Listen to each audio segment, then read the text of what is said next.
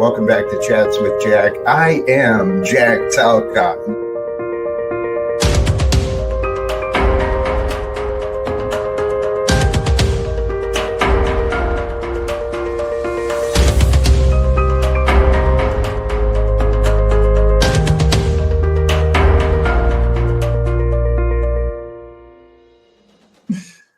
And greetings, blessings, salutations, and love. Once again, welcome back to Chats with Jack. I am Jack Talcott, and I'm starting today with laughter and just joy and love.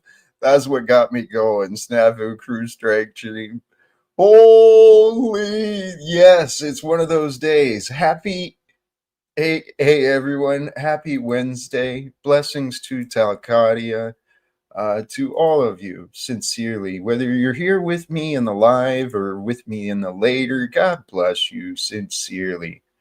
I'm truly inspired and excited today.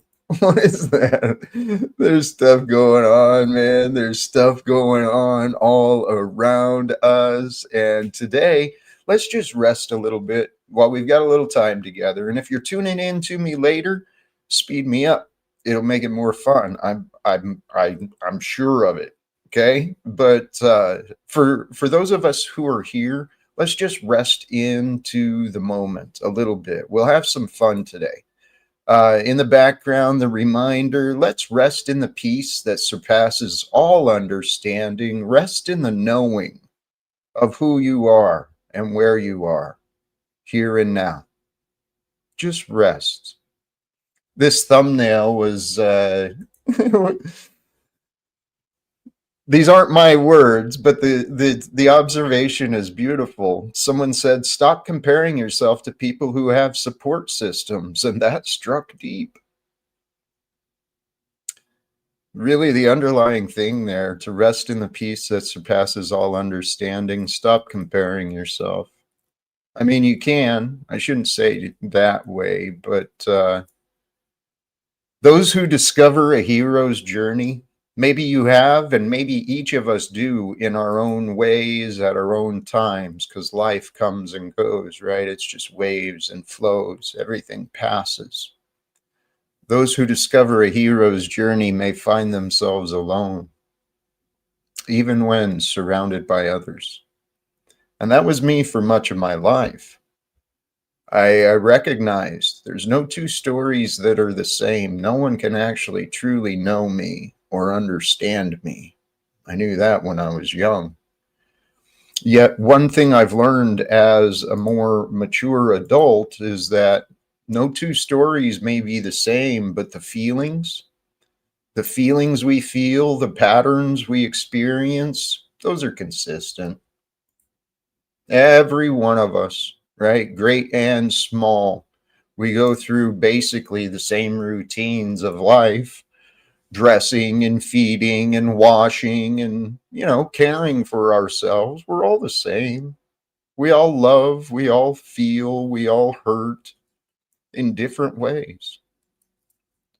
It's pretty amazing and exciting when you have time to stop and think about it. It can be frustrating when you're trying to know what's going on and everything's different and no one's the same. They're always different, blah, blah, blah. So the topic today, I thought it could be fun for discussions. I do plan on dropping the link and we'll see where the day goes. But the question: what is serious to you? Because what is serious is important. What is important should be real, I'd assume, right? So those three things seem to go together for me. What is real is important. What is important is serious. And those things should be paid attention to. We live in a world where it seems a lot of people are comfortable just playing games with each other. Real humans are playing real games with real human lives. And not just in the emotions, but people are twisted, man. People can be twisted. And the world we live in, it is twisted. Downright evil. For there to be this many human beings and for there to be this much confusion in the world, there's something can be changed. It's got to be changed. And any change that's going to happen here in the world, it's going to happen through you and me and others like us. The change the world wants, it's going to happen through the people. And the change we all want to stop repeating the patterns of the past. We do. I know a lot of people don't think they do, or they say they want to break from the patterns of the past, but they're scared. They're so afraid. What if I'm wrong? What if it doesn't work out? What if everything falls apart? Yeah, that shit happens. That shit happens whether you try or not. So why not try and see how great you can become? What if your life became important to you? Not just as something that you got to take care of, but something that was really important to you, that the story of you became important. That's what happened with me, actually. I used to place so much importance into my bills, into my opinions, and the opinions other people had. I was so afraid of just disappointing people, which is good, right? There's nothing wrong with that. But when you allow it to consume you, your worry and your anxiety, and then when you just see yourself failing, just never being good enough, once you see that over and over, what are you supposed to do? You can't be proud. You can't be proud of yourself when you keep seeing yourself making mistakes and letting people down. What's wrong with you?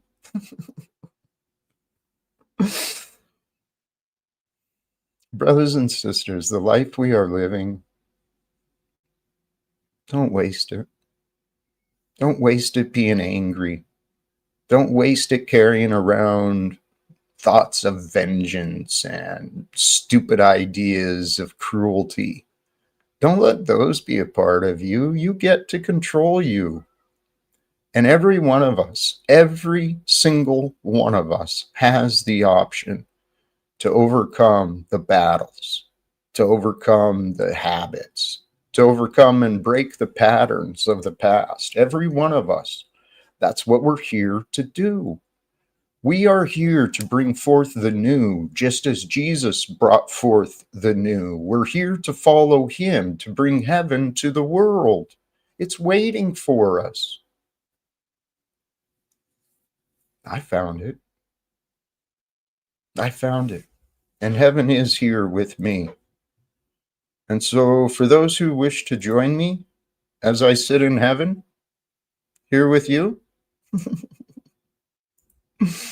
you're welcome to. And we'll see where the day brings us. I started the day earlier today with morning scripture. Came across a new channel that offers daily gospel and motivation, and there's many channels out there. If anyone's interested in some of these ideas, please feel free to reach out to me. I'm happy to share and promote the things that I find helpful, and I hope you are too. I hope you enjoy sharing in this world the things that you found helpful to you, right? Good news, good ideas, good tips, sharing your stories of overcoming. Feel good about that, please. That's the way we're going to make a better world, is if people feel good about sharing what is good, man. And here's a guy who knows how to share what is good. Welcome back, our friend Truther Cop. How are you today, brother? Hey man, how's it going? I'm feeling great today. How are you? Good. I realized something because I was going to click the link anyways. I didn't even know what I was going to say, but as you're talking about the gospel, I was like, people are more likely to get on you about how you spread the gospel and how you do it wrong, and they'll go on their channel and gossip instead. Very strange behavior. Isn't it? We stumbled into and we are a part of something quite unique. There's the patterns of behavior that I see demonstrated on these panels, holy cows, man. It's revealed a lot of things to me, like studying humanity. Actually, I was talking about this earlier, Truth or Cop. See how this sounds to you. Hmm. Earlier in life, I went through a lot of my life thinking I hated people, right? Because I didn't like people. I knew I couldn't trust people and they were really fucking irritating. So I knew I was better off on my own. But that creates loneliness, right? And even when I was around people, I really didn't care to hear their stories. I didn't want to hear anything about them. I really didn't care. But people would tell me the craziest things, man. Um, Let me get to the point. I realized I didn't want to hear about other people's stories because I didn't like the story I was living. When I Hmm. changed the story of me, when I changed the story I told myself, I started falling in love with me. And I love people. I really do. They're so fascinating, dude. Yeah, I think most of us, like, yeah, we went through. I definitely went through a phase where I hated people around me because I definitely hated aspects of myself for sure. This is part of our individual growth and development is to return to love. I was talking about that earlier today too. We've got we've got some ideas coming forth for future streams.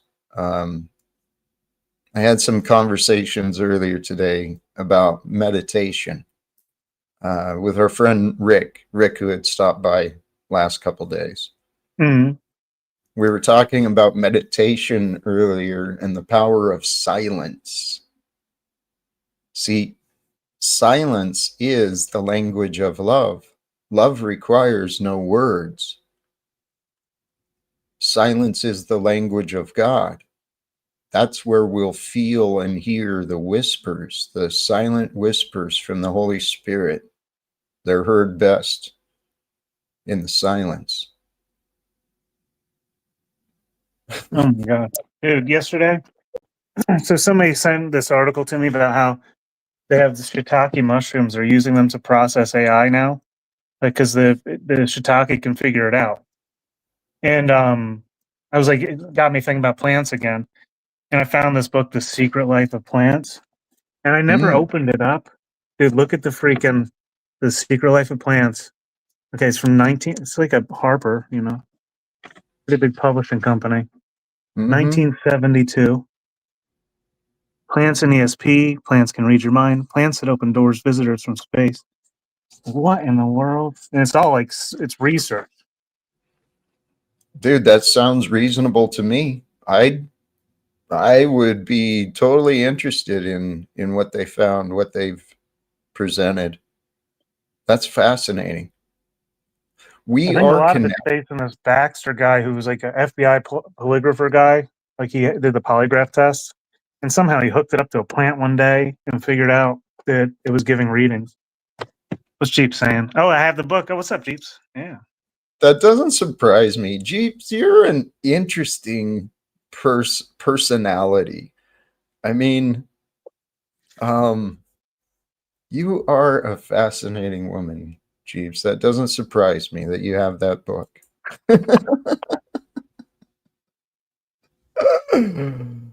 Jeeps is out there too. Um, so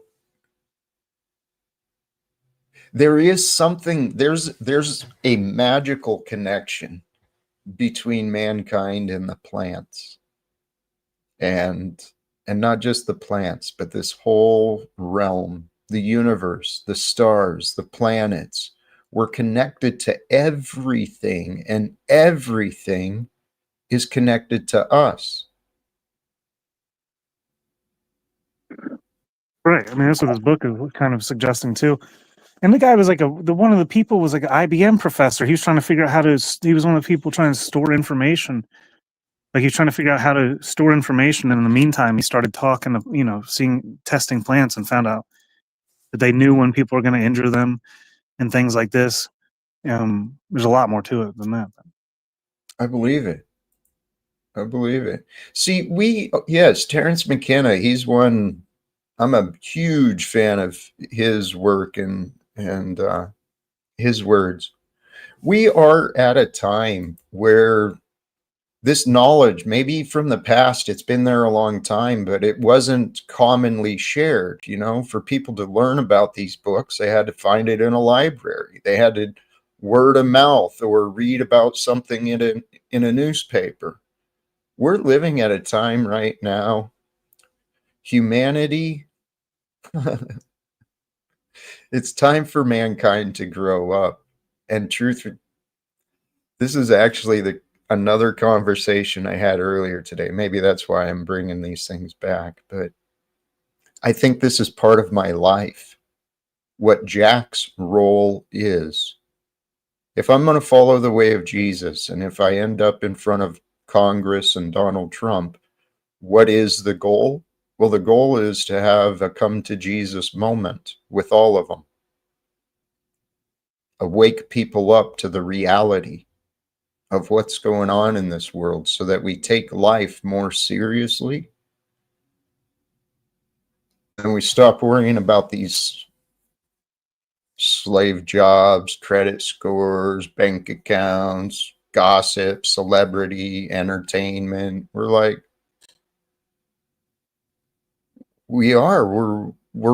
the world is run by grown children who are still carrying around mommy and daddy issues.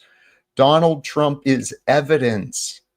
Donald Trump is evidence of the American society, and his mommy and daddy issues are so glaringly obvious. How do we help him? I don't know, man. I only know how to help myself. So I should figure out, dude. I study and research, and I work on what might help, but I don't know, man. Spend too much time trying to help people like that. Like, oh my god, dude. Hey, we've got two in the back. Browns boy, it's not quite connected for you. Otherwise, I'd bring you right up. Oh, there you go. Something happened. There you go. And I've got another guest in the back too, but you joining with anything particular, Browns boy? Chats with Jack, guys. Be respectful. Please. All right. I'm not hearing anything. So Snafu? What's up, Snafu? Put the polygraph plant test in your backstage. I put the actual plant polygraph, so you have the. Dude, this stuff is interesting, dude. Yeah, I put it backstage. Snafu, you are on it, man. Sincerely. I don't think I'm going to play it, but I'll share this. Thank you for bringing this up. Clev Baxter puts polygraph on plants to show that they have consciousness. Trees walking and moving. The optics are high. Yeah, I think this might have something to do with what that book was about. I don't know. It sounds like it. It does. Sounds like it. Well, I dropped the link and I'll check that out later myself. Yeah, it might be the one I saw. It kind of covers does it talk about, it even covers how dogs know when you're coming home from 2 miles away, this guy figured out. That's why that's why they got these dogs sniffing cancers out. Mm-hmm. Is this what you're describing about the advanced knowledge from pets? Rupert Sheldrake has been doing studies with that as well. The morphogenetic field of memory that we're all a part of. The government's spent time and money, and one thing I think never mind, that may be a bad criteria, but the point is, there's so much documentation and there's been so much attention given to the things like ESP, uh, higher consciousness, uh, astral travel, all of these things. The human You know what body, the movie The Men Who Stare at Goats was based off of, right? yeah, real life. Yeah. This is, and the thing is, Snafu, until about 2018, I had no clue. I might have heard things were going on, but I didn't give it much attention, right? Just like with 9/11. I remember when 9/11 happened, initially I had all these questions and I was looking at things and then I just let it go. You know, I just didn't pay Don't attention, but forget others, Golden Heaven. well, others kept looking. Others kept putting the pieces together. And the story that's available today of 9/11 tied to the current state of the world, there's no separation from the past to today. And what's been happening in America, baby. It's ramping up. We've got a Mr. Stinky Brew in the back. Does that sound familiar? Stinky Brew is a Grace Thorpe person. If it's the real Stinky Brew, he's a English, toothless, good old guy. Cheers, Snaps. Thanks for the introduction. He's a How you doing, brother? You're right. Good old boy. He's good. Stinky Brew's good. Yeah, you're right, mate. How we doing? Last time it wasn't so it wasn't so nice. We met, Snaps, but hey, we're good, you're right. Stinky Brew. You know me. You're all good, mate. I was just going to say, there's so much that we don't know about nowadays. I mean, have you ever the memory of fluid? Have you ever read that? It's about the fact that memories can hold, like they react to emotion. Water reacts to emotion. We did a video with the music and stuff. Oh, like it's crazy. Unconcentrated music causes crystallization, be all erratic, and then classical will cause it. There's so much we don't know that we should be trying to.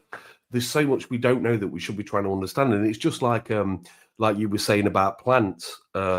What you were saying is all plants. It's crazy because all plants they work for the benefit of each other. Believe it or not, the interpollinate certain things like that. But then there's these demons, just like in real life, called weeds or sort of symbiotes that sort of suck away from them. So it's like a miniature life, you know, that we all live. When you look at plants, I mean, I've got an allotment and things like that, and I've just always thought it's just like life. It's just like you've got your good and then you've got your bad. You've got the ones that want to take away, and then you've got the ones that want to give. You know what I mean? It's crazy when you look at it. You know what I mean, from a microscope or just stand back and look at it. And I don't really talk like this, but yeah, you really hit a nerve when you was talking about obviously plants and you know, the fact that there's consciousness. There's something there. I don't know what it is, but there's definitely something there. I just wanted to add that. Jack, I know you want to get in here. Can I offer my opinion on that? Please do. It's like what I've like. So graphene, we hear about. They want graphene everywhere in these nanobots. Graphene's just graphite, which is carbon, and you can make graphene by, you know, simple version of it by just like taking tape and graphite pencil and just taking the lead apart. It makes graphene. That's what it's just a single layer. So it spreads information. It's an information exchange, and it's the most efficient that they found. They can lay it out in a 2D substrate, like at a like single data, atom like thick. instinct or data. It's the same type of thing going through plants. Too. When you dissect the carrot, what does a carrot look like? It looks like the eyeball. Carrots are good for the eyes. When you look at the root system of many plants, they're good for the lungs. What is your lung system or your like your nerve system looks like? It looks like roots from the plant. The brain, broccoli's man-made now. We know that, but the ones that look like your organs are actually good for the organs. We have been hidden history, like the mud flood history, and just like the bells and the organs and like the healing centers, these big cathedrals, the sound, the healing, the vibrations. That's why they're using 5G and stuff. They know that this is why Jack is vegan. Well, this is like why you said, the graphene nanotechnology is why the chemtrails and the food we eat they're active right now. Now go ahead, Hold Jack. on to that, Tell us Snafu. Bring that back up in a bit, please. Stuff you don't know about. Snafu, it's a long list, right? It's a long list of knowledge and health that's been hidden. This is why I'm so adamant. It's time for secrets and lies to end. You didn't even see my newest video I released, did you, Jack? I probably didn't, but which one? This is on pharmaceutical, big pharmaceutical and sorcery. I saw something about it. It's still up right now. But we saw- went over a lot of this with pharmaceuticals and the sorcery, and even from the word pharmaceuta, Right. you know. But Yeah, I'm in the surprised Bible. it's still on YouTube right Sorry. now. But we did. That was the newest video we uploaded. Okay. If you don't mind me commenting, Jack, is that okay? Sorry if Yeah. I got a creaky chair, but I've noticed through being an illustrator and things like that, that the natural world, it always works on an oval or a round. There's never 90-degree angles. It's like do you want to say it flows? Does that make sense? And I find that, you know, when you're illustrating, the best pictures come from when you place your hand on the paper or wherever you're drawing, and you go from one circle to the other. It's crazy the way life, and it's the same with trees, with everything. You look at a tree that's been chopped down and the rings around it, and the way there's nothing uniform in it. Uniforms, it's perverting natural light, in my opinion. You know what I mean? Even the old cathedrals of old and stuff like that, although they are erected straight up, there's curves, there's certain things that just make it that much different than uniform. And then you look at the thing like the buildings of the 70s that popped up and things like that. They're just uniform. Here you go. And no wonder everyone's walking around depressed, because all they're looking at square boxes. Nothing's flowing. Nothing's, you know what I mean? It's all angular on top of you. That's my personal opinion. I don't know what your opinion, guys, is on it, but it's just the way I think.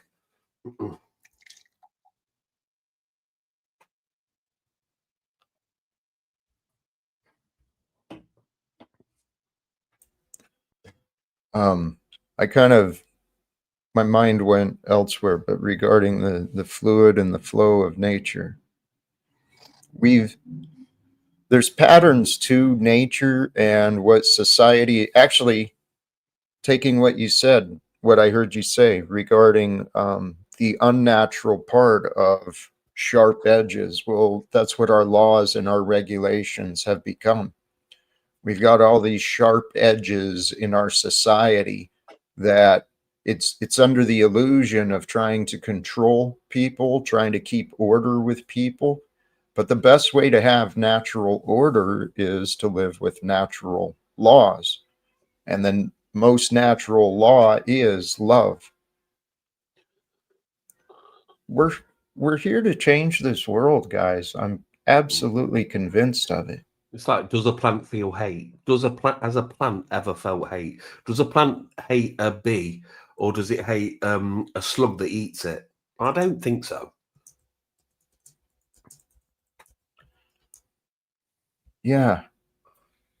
We're born into a world where so many people were given poor examples. We picked up a lot of bad habits, and when I say we, I mean me. But I know I'm not alone in this. Even still, What's that? even still, would you admit you still have these bad habits? I haven't.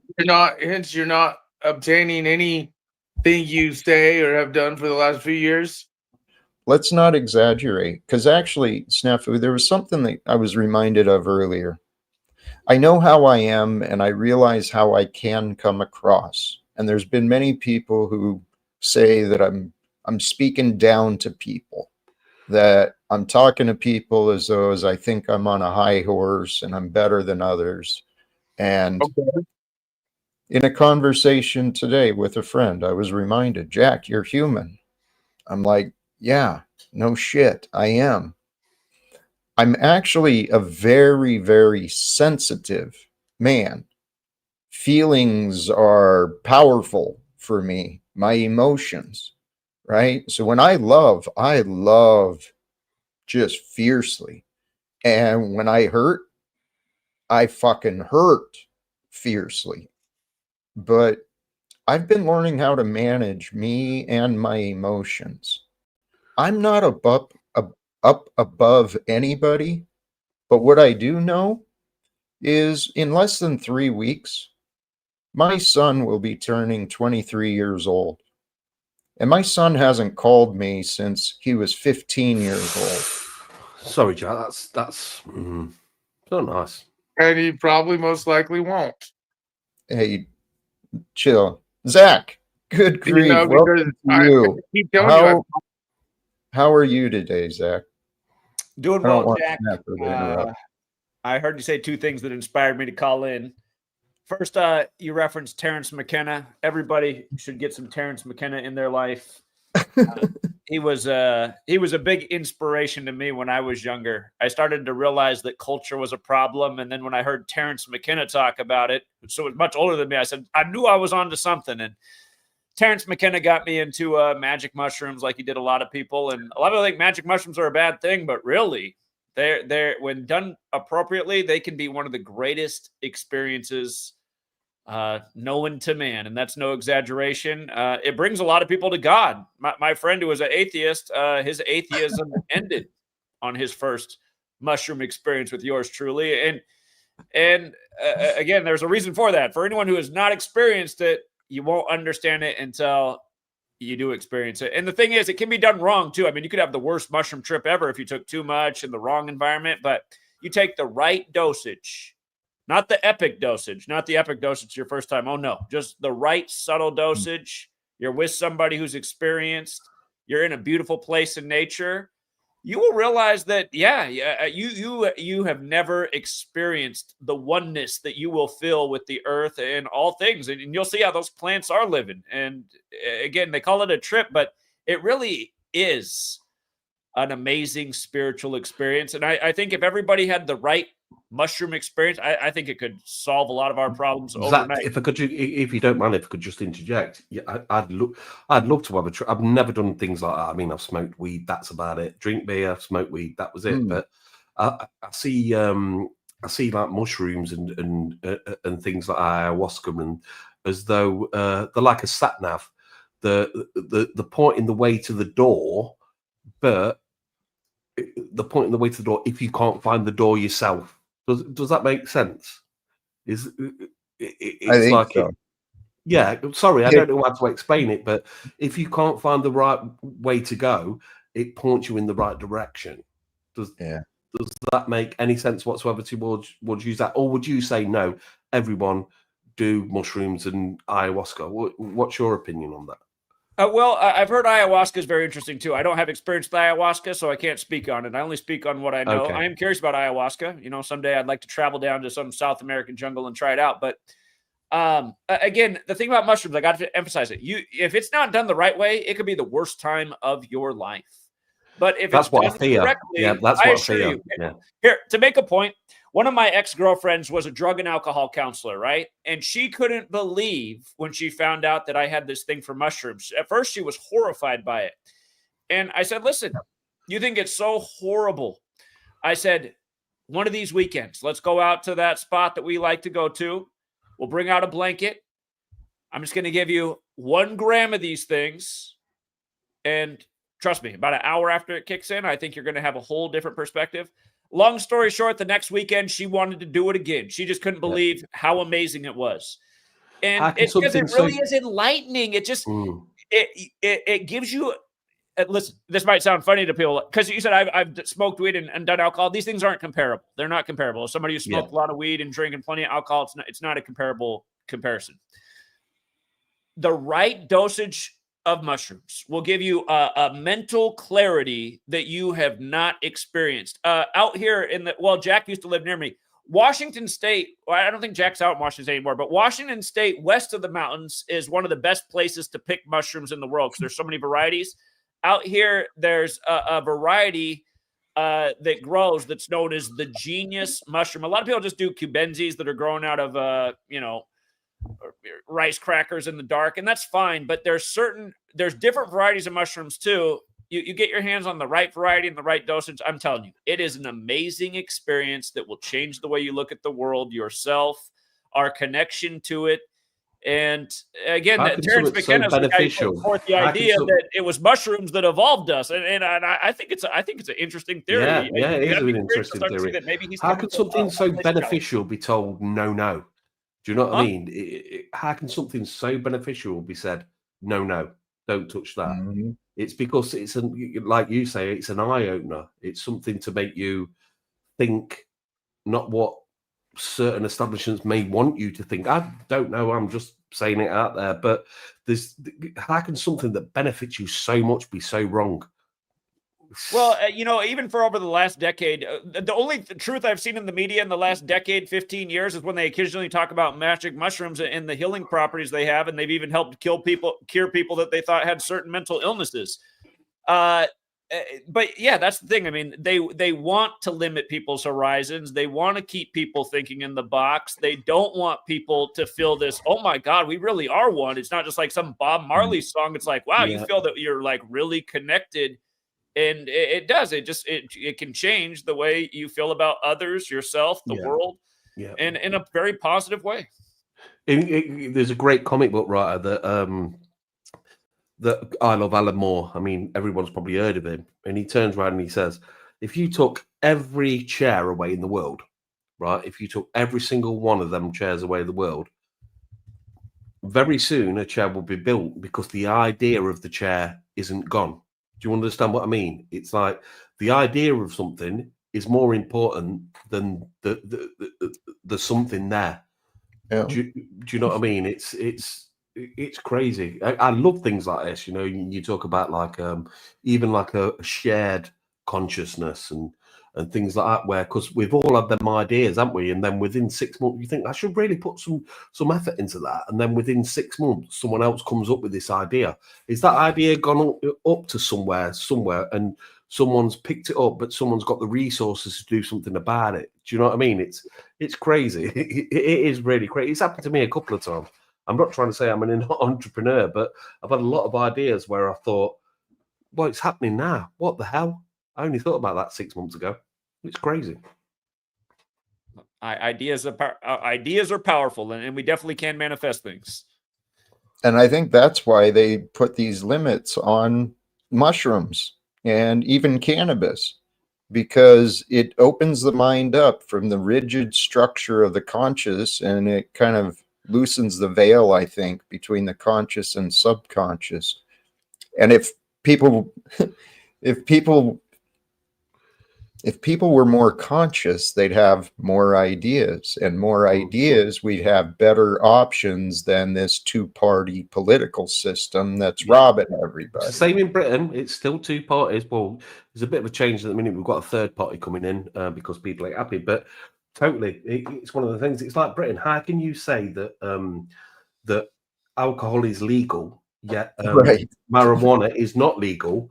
But yet the amount of money it costs the taxpayer and the National Health Service and things like dealing with alcohol problems and stuff like that is beneficial. If a lot of these people were just stoned at home, they wouldn't be out drunk and then therefore getting. And I've had like you, Jack. I've had my troubles with alcohol. I'm on a good stem. I'm on a good like 8 months. You know what I mean? I've done really well. Couple of beers here and there, but I've stemmed it. You know what I mean? I've not gone over the top. I call myself, I've got like a Pringle syndrome. Once I pop, I can't stop. But I've sort of, limited myself, and I do enjoy a drink, but it's got to be done responsibly. I don't know. I do see the opportunity. I've heard that, well, some of the states have deregulated or started changing the regulation on the psychedelics. It sounds like they are finally opening up some of the studies so it can be investigated. But the fact there's all is, kinds of things too. Yeah, it's like there's a lot of different plants that aren't even illegal, right? That we don't even pay attention to. Sorry, I do apologize. Zach seems quite clued in. I believe there was I mean, this is going really, really deep, but I believe there was sort of a civilization before that was not it wasn't like an industrial civilization. I think it was more of a natural civilization. If you ever look at things like the Hunger Dryas period, you know, when a certain civilization or world was wiped out, and I believe we've had to relearn all the things that we already knew, but we're doing them in a, how can I explain it, a more dirty way rather than what came before. What do you think about that, Zach? If that makes any sense whatsoever, what I've just said. I mean, it's possible. I always look at technology and how it's continuously improving, and surely the powers that be want us to have it because it's the only thing that gets cheaper as time goes on, as everything else becomes drastically more expensive. And it's like, to me, there's so many explanations for how it's possible, but this technology seems beyond humanity in some ways. These burial sites that sort of turn up and the dug up and now are only 5% of a burial site. There's a burial, I can't remember the name of it. There's a burial site in Turkey at the minute that they've turned around and said that this was like, I think 8,000 years before. This was 8,000 years before, when everyone thought that we were just hunter-gatherers, basically. But it was a community. It was a thriving community with temples of worship and things like that. And then all of a sudden, everything was wiped away, and it's a reset. You know what I mean? Just like it was with the dinosaurs. There was dinosaurs, then a reset, then a reset, and then a reset. And yeah, it's just, I just wish people had just looked more into it. You know what I mean? And just have an open mind. Yes, and see, an open mind led me to meet a lot of different interesting perspectives and people. And I'm convinced I've learned enough. Doesn't mean I'm not learning more, but I've learned enough about the state of the world and the history of America specifically to know that this is our lifetime to change it. And when we change the systems, the corrupted systems, when they stop getting enabled, we'll stop having corrupted people hidden by the bureaucracy and the rules and all this. It's a hard task. It's a hard task. How do you stop people that are so much?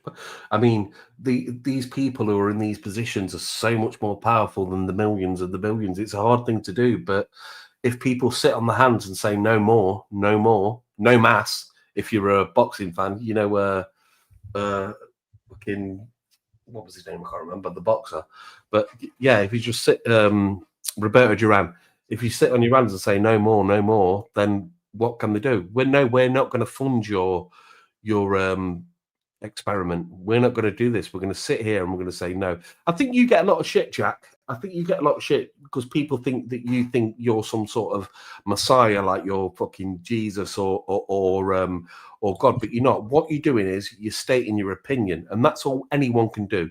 They can state their opinion from their point of view. That's what I do. I state my opinion, wrong or right. You know what I mean? I don't know, but I just state my opinion and say, this is what I think on this matter. Don't attack me for it because it's just my opinion. It could change tomorrow with the right evidence, but it's just an opinion. Would you agree with that, Jack? I do, and I appreciate you recognizing that. There's more to me though, because that exact conversation of no more, I want to have that face to face with the men and women of Congress and Donald Trump, all of them. No more. I know I'm not alone in these ideas. It's just I appear to be alone in what I'm doing. Roberta Joanna told you, namas. Namas. Well, the key is I've heard it said elsewhere. But that's not delusional. It's not delusional. It's not like you're turning around and saying, I want to fly to the moon and meet God or anything like that. You're turning around and saying, I want to have a conversation with people in big places. Simple as that. Thank you. That's really as simple as that. I want to have conversations with people who hold positions of power. Who can make a change. Yeah. Yeah. But see, here's the crazy part about my life too. I tried speaking to people that were at my level, right? I tried, well, as I mentioned earlier, my life has separated me from the life I used to live. I've got family that don't talk to me. I couldn't convince anyone in my old town to talk to me. I'm trying to get people here in Baltimore to talk with me. So I'm trying to talk with a lot of people. So why not put Donald Trump and Congress and the UN and the Pope? I want to talk to all of them. There's nothing wrong with that. They do exist. Yep. It's not like you're saying you want to do a duet with Elvis Presley, who's been dead since No. the 70s. You're actually it is how unlikely an achievable goal. It's, yeah, the chances are slim, but I got the idea back when I was still a postal employee, right? I looked at my connection to the post office, and between the chain of bureaucracy within that organization, if I could speak to the people at the top of the post office, they're connected to people in Congress. Not to mention the Postmaster General has access to whoever is president. So when I was still employed at the Postal Service, that's where I got these ideas. I've seen it since 2018 between people who I know and know me. Four to six phone calls away. 4 to 6 phone calls away, and I could have a conversation with Donald Trump or people in Congress, and it'd probably be less than that. It's crazy. I never went to the military, but my brother was in the military back in the 2000s. So I think it would have been. I'm trying to think of the prime ministers we've gone through, because we've gone through a lot recently.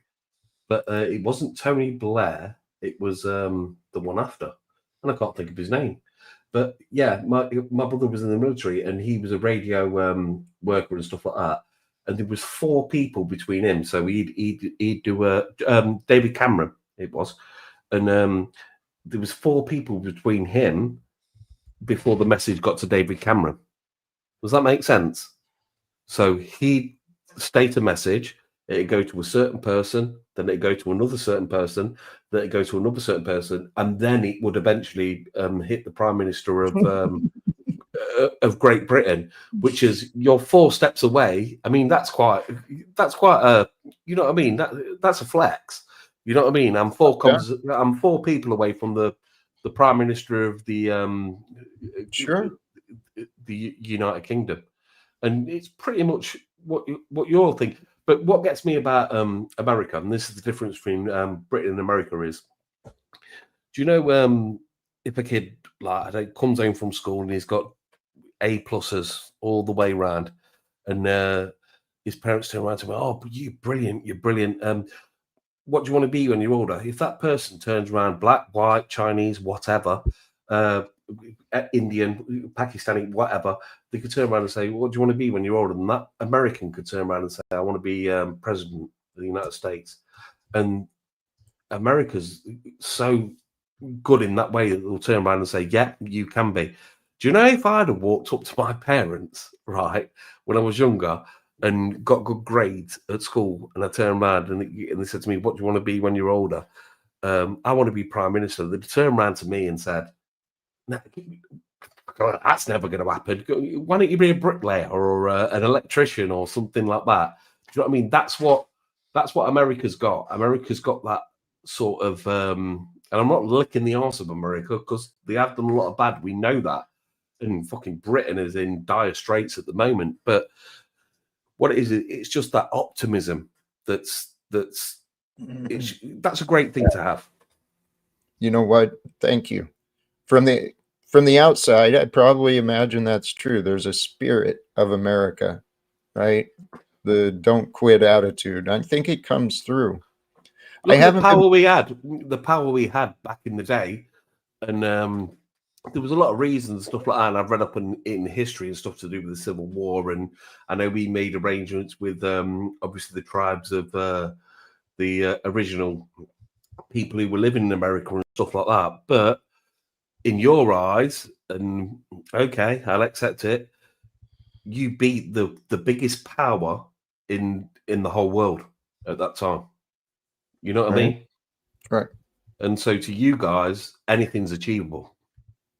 You know what I mean? It's like he was in the Bible, the giant, David and Goliath. That's what it was. Right. It's the story of history. I mean, it's a beautiful story. This is God's story. We're a part of it. And I'm pretty sure the good guys win because that's the way it was made. What you're saying, this is what I was reminded of. I really didn't get a good education in this when I went through the school system, but the history of America, Zach he's looked into a lot of history, but it was the experiment.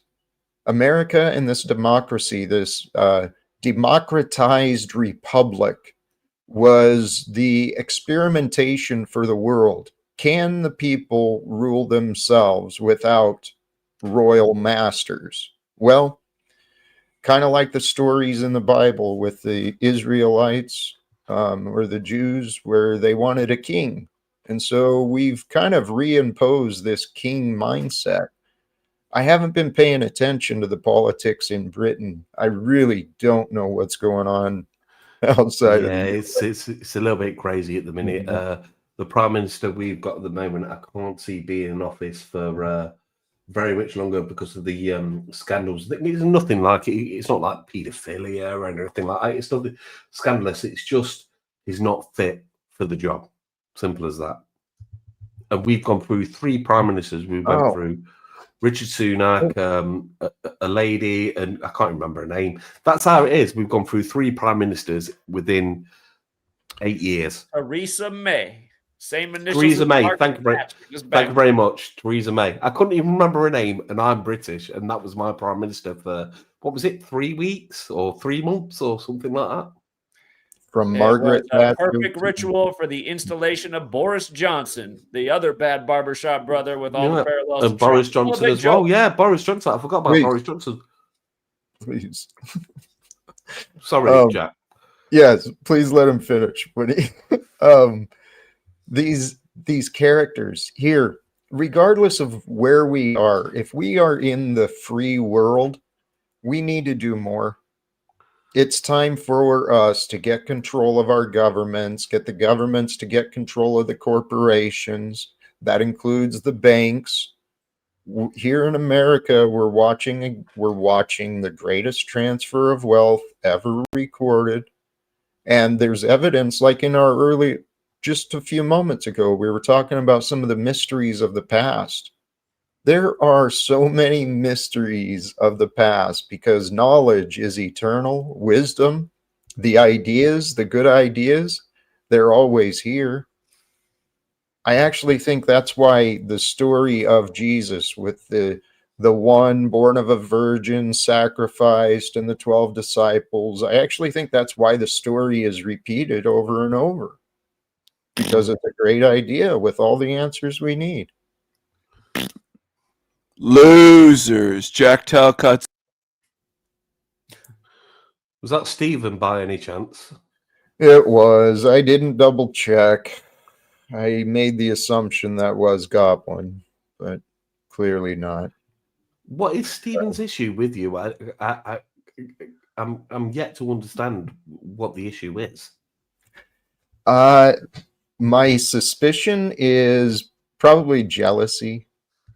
He's insecure and he's very manipulative, and I think he's used to controlling others, but he can't control me. He thinks he's outsmarted me, but his fascination is he doesn't understand. Seems like a very healthy person though, that goes for walks every day and looks at the natural life and he's chilled out. And do you know what I mean? I understand someone who's locked up in a prison for, 15 years and then come out. I don't understand the anger. And yes, fair enough. Come in if you don't agree, debate.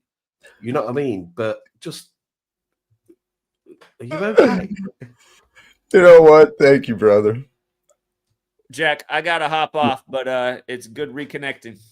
It's great talking to you as well, Zach, mate. Yeah, spot on, mate. Good lad. Thanks, Sticky Brew. Have you got a YouTube channel or anything like that? Because I'm really interested.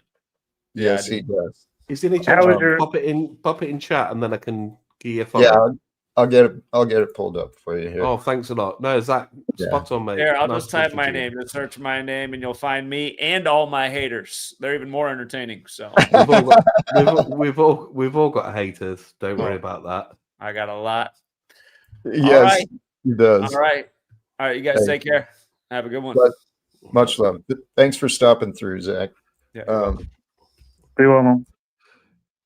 When I'm in StreamYard, I don't tend to go on the comments because you got it. Yeah, they put you in a certain situation, don't they? Here, I'll drop it in the back private chat too. Zach's thank you. Like he said, if you look his name up, you'll find him. I've got no problem with someone who comes up, even if they disagree with you. If they've got an argument and they can like change your mind or prove an argument, then go ahead. Someone like that. No, it's brilliant. Zach has what he's known for. And his books. I know he's written at least one book. I think he's authored a couple of them. Gematria. So how numbers and names, numbers and words, how everything kind of fits together. That's his. Okay. Here, I've got someone in the back. Actors or LARPers? What are you bringing? Bringing the want for love. All right. Okay. Is that the secret password around here? Your voice helped me feel safe. Thank you. I wasn't sure who it was, and but I trust you're not here to cause damage or harm. Yeah, I'm subscribed to him now. Cool. It should say "Oh my" at the end of that, by the way. Who? Oh what? my down in the. It says actors, LARPers, scammers. Oh my. It is. We are kind of like the yellow brick road. Bunch of friggin' munchkins and fucking witches running around. The Scarecrow, the Tin Man, the Lion. Yeah, we got them all. Just a bunch of freaks. Well, in this weird experience I found myself in that's fondly identified as the Panelverse. It is an interesting experience, man. The characters I've met. Jack, when you made the comparison with the Wizard of Oz, it was quite funny because with all the faults, everyone had something to offer. If you think of the Wizard of Oz, everyone had something to offer. Although the lion didn't have a heart, or the other way, they all had their own little thing that they did that made Dorothy's journey easier. Mm-hmm. Absolutely. Hey, blessings and welcome to you, OTW. How you doing, brother? Greetings, Jack. I'm doing all right, man. Had a pretty, let's say a very moved day. I don't know how to express exactly how it went there. It's a very, very. Jesus, I'm losing my English, Jack. It's like only French words are coming to mind. It's okay. I'm from England, so I can help you out with that. Jesus. How powerful. How about that? Because I didn't catch details. I did tune in for just a few moments within the last hour, I think. It was you, Yolanda, and Dusty, and you had mentioned that today had been authentic and sounds like you had some tests and maybe lessons. Hopefully blessings too. Yeah, absolutely, Jack. Sometimes you have those moments of clarity, right? Because the fog lifts, or you tend to be able to look at things from somebody else's lens. So yeah, so I guess I came in the space today more in the heart chakra than anything else, and I can thank Yolanda for that. Good for you and good for her. I've spoken with her and had some pretty healthy conversations. Mm-hmm. Yeah, I enjoy her perspective, and I also I trust her discernment as well. Yeah. So how have you been, Jack? How's it going on your end? Sorry, OTW, I'm going to have to leave at the moment. But no, cheers for having us on. And it's crazy the way the world works. Sometimes you wake up in the morning and everything seems bright. And then sometimes you wake up and it's fucking a hell of a lot duller. You know what I mean? And it's just rolling with the punches and trying to make the days as bright as you possibly can. So anyway, I just thought I'd say goodbye. All right. Take care, later, guys. Mr. Stinky. Respect and appreciate you. Thank you, Mr. Stinky Brew. Interesting name.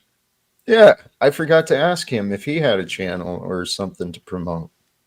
Well,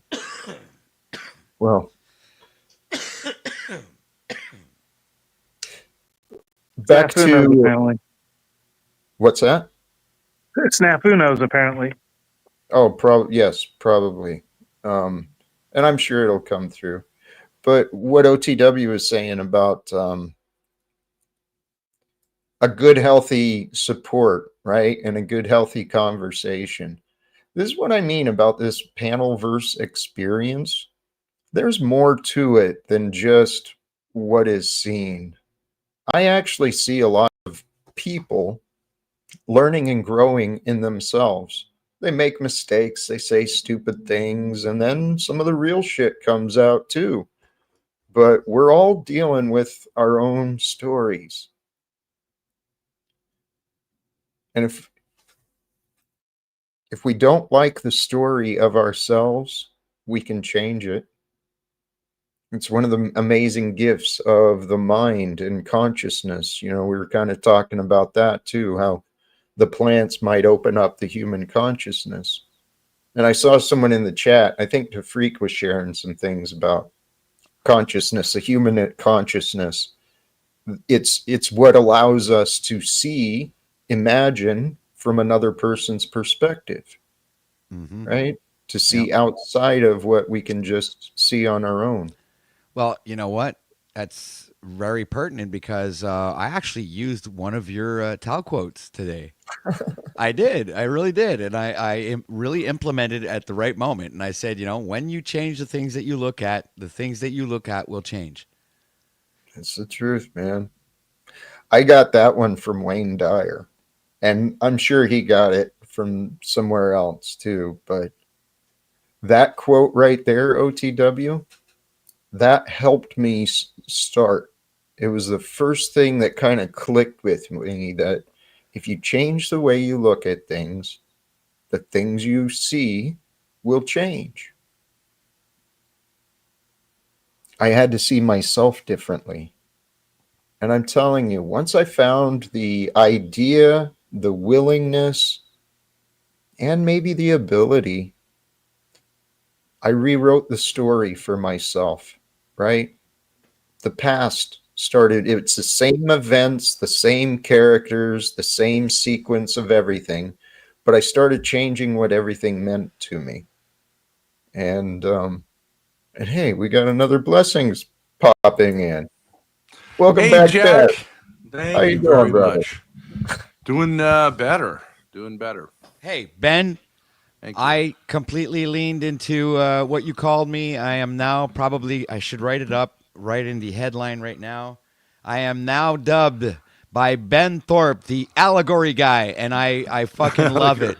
I fucking love it. You know, allegory is, when you read the scriptures, a lot of people don't realize this. Allegory is one of the traditional ways in which you read the scriptures. And there used to be 4 ways you read the scriptures. And now we've only got the one left, which is to read it literally. And that's a shame, because there's much more to the scriptures than just reading them that way. Jack, I think, reads from a kind of personal point of view. I think I forget what that's called. The moral reading how maybe like, you know, the Jews escaping from Moses is like our personal liberation from our slavery to bad thinking, you know, that kind of thing. Mhm. So it's valid, but it can, you know, people it got lost during the Reformation. Yeah, and it can get confusing sometimes because there's a lot of, you know, embedded information there, Yeah. and it's not that easy to decipher. I can tell you that. Yeah, you can find patterns where they're not. You can, you know, whatever. But I do believe it can be a rich source of just images, metaphors, psychological insights. The literal, we get lost on the literal sometimes, I think.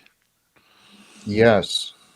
The literal confused the shit out of me because I found so many contradictions and the stories didn't make sense.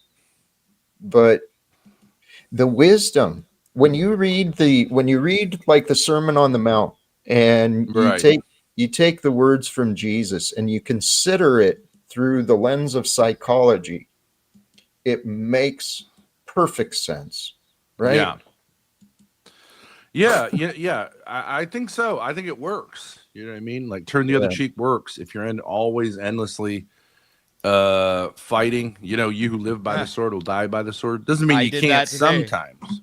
I turned the other cheek today. I did that freaking for 7 hours in a row, man. Turned my cheek to a couple of content creators out here. Hey, good for you. Good for you. And you can turn your cheek too much and be a doormat.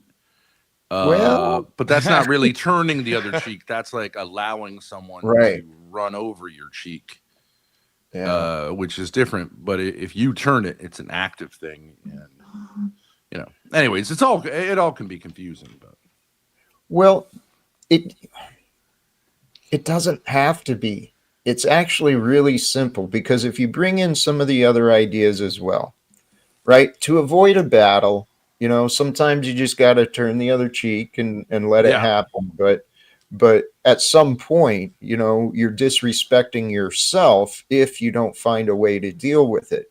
Yeah. But the other part of, you know, if you going to the altar and you remember a disagreement with your brother, go make peace. Right. And if you can't, go get a witness. Then go get a church, right? Yep. If we actually did those things,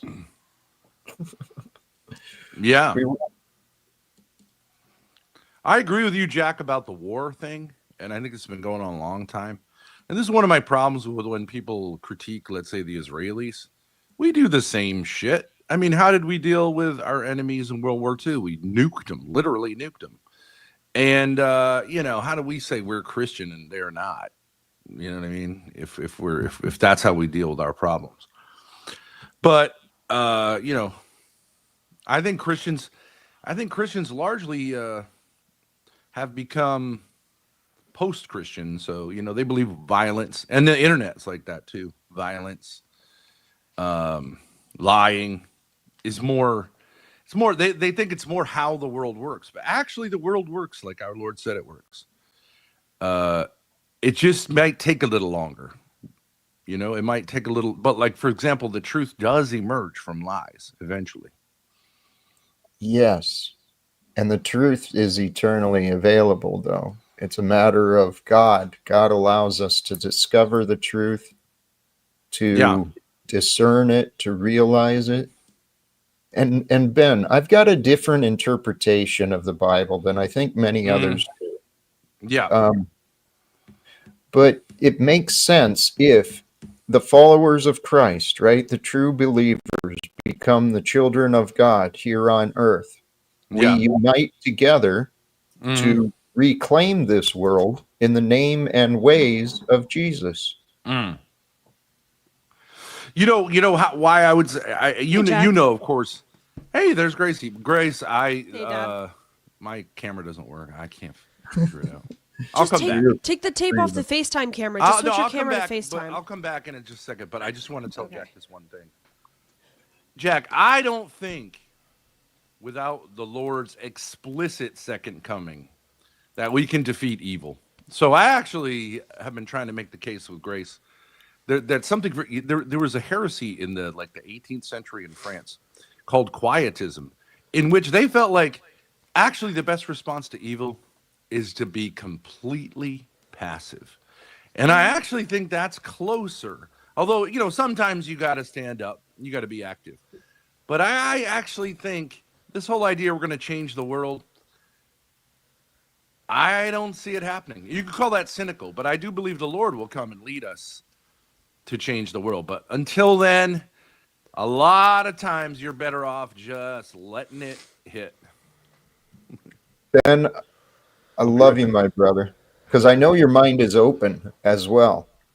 It's tiring to try to change the world. It's just exhausting. Not when you allow God to do it. Because what you were saying about that path of absolute submissive to evil, that's actually in line with what Jesus did, with what he did and what he taught. And I've been trying that, dude, that it doesn't sit well, right? Because wrong is wrong. And we're created for justice. Yeah. Ultimately, yes. But I actually think that getting the crap beaten out of us constantly feels about right to me anyways. But some people say I have a humiliation fetish. But I just feel like, people beating the shit out of me is, that's the least I deserve. And I don't want them to do that, but I don't mind it. It feels like maybe it's just been too long. I disagree. I'm I'll with be back Trump. in a second. I'm with Trump. I know Charlie Kirk would say forgive your enemies, but I say smack them back even harder. No, see, this is why I want to talk to Trump sincerely. Because I'm a fan of that mindset, although I'm a pussy-ass bitch in real life, but I try to embody that mindset as much as I can. I believe that. You're Different tough. personality types, Jack. Yes, but That's it's a big part of it. still the same laws, same rules. We still deal with the same, well, this might be wrong. I was going to say the same guilt and shame, but there's some people that don't deal with guilt and shame. They don't feel it. Psychopaths? Right. True. Yeah. Yeah. But that's not a personality type. That's a disorder. Are yes. you aware, Jack? You might find this interesting. Are you aware of the four? I don't know if they're called Catholic personality types, but it's choleric, melancholic, phlegmatic, and sanguine, based on bodily fluids. So sanguine is blood. Choleric is like a choleric baby. Okay. It's colicky, but like same kind of stem. And phlegmatic is like phlegm. Anyways, it's interesting. I'm choleric, and so you could also call it fire, water, earth, and sky. You know what I mean? There, I'm back. Yes. Dad, I was just telling Jack about the different personality types: phlegmatic, oh yeah, sanguine. What would you say Jack is? Jack is melancholic. Yeah, but he's got a little choleric in there. Yes, I would say melancholic, choleric. Like me, but I think he's more melancholic than choleric. You're more choleric than melancholic. I think he's a choleric who's pretending to be a melancholic. Oh, I see. Okay. All right. Yeah. Cholerics tend to want to change the world. That's right. They tend to be leaders. Yeah. They tend to be very agitated. Yeah. Conflict. I can be that. It's something I have to watch in myself. But Ben, something you said, I don't remember the exact words you said, but it's in line with, you believe it's going to take Jesus returning and God doing it. And I believe it is happening. It is happening with us. Yeah, I know you read it that way. And that's, I'm not here to say, you're wrong, I'm right. I understand people say that. Like the kingdom, the kingdom of heaven is within you, and I understand that looking for a heaven beyond, that's really going to be a new heavens and a new earth. But I do see it as more external to us, and I understand you see it as more internal. But my realizations have all come from Well, yes, my realizations have come from within, but I receive confirmations through the world. And I'm telling you, think about the return of Jesus. What's the end result of that? And this day of judgment. The way Yeah. Judgment. well, the way I see it is when there's the secrets and lies, when those are no longer protected, Yeah. that's disclosure, right? And that's love. Love is revealing. So we bring love into the governments and the corporations so they disclose their secrets and their lies.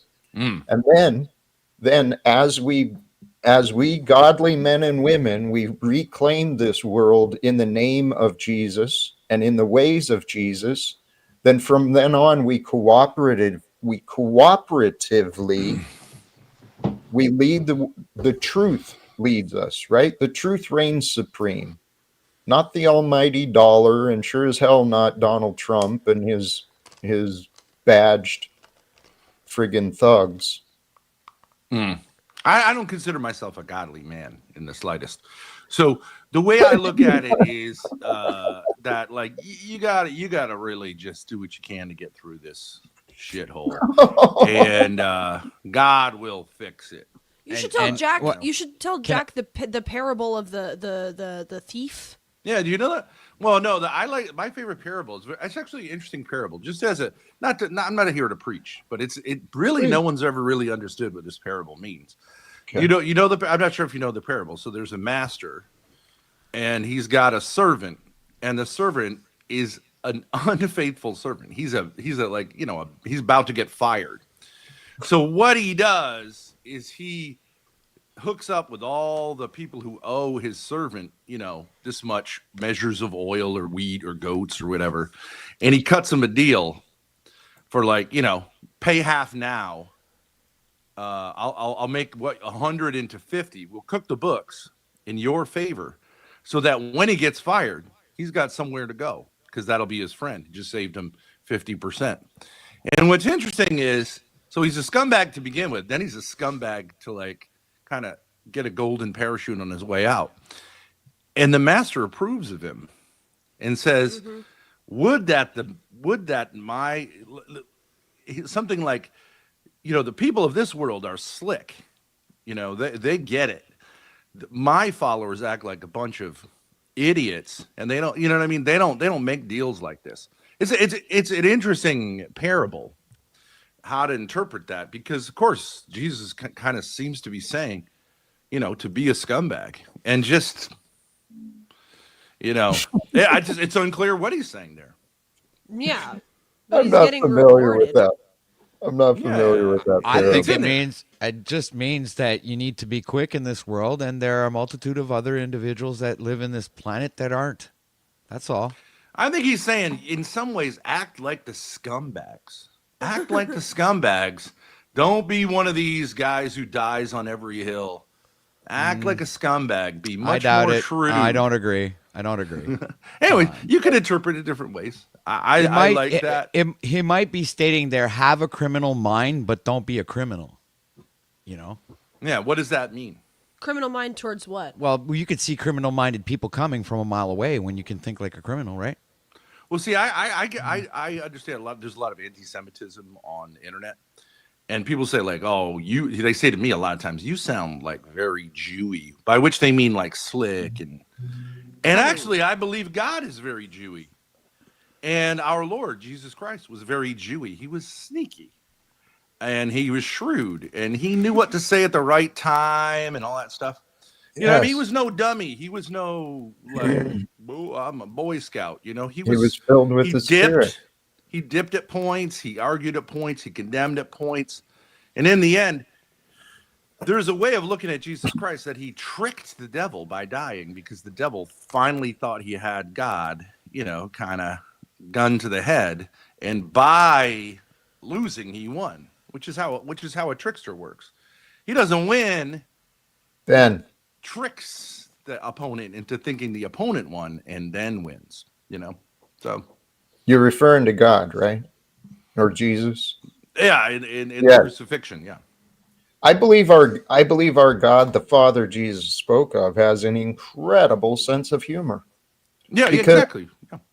if you think about what life is, if we are eternal beings, eternal spirits, and we're here just experiencing a taste of mortality, we're tasting the experience of being separated from God just with our mind. That's all it is. But we come into this life and we think life is real.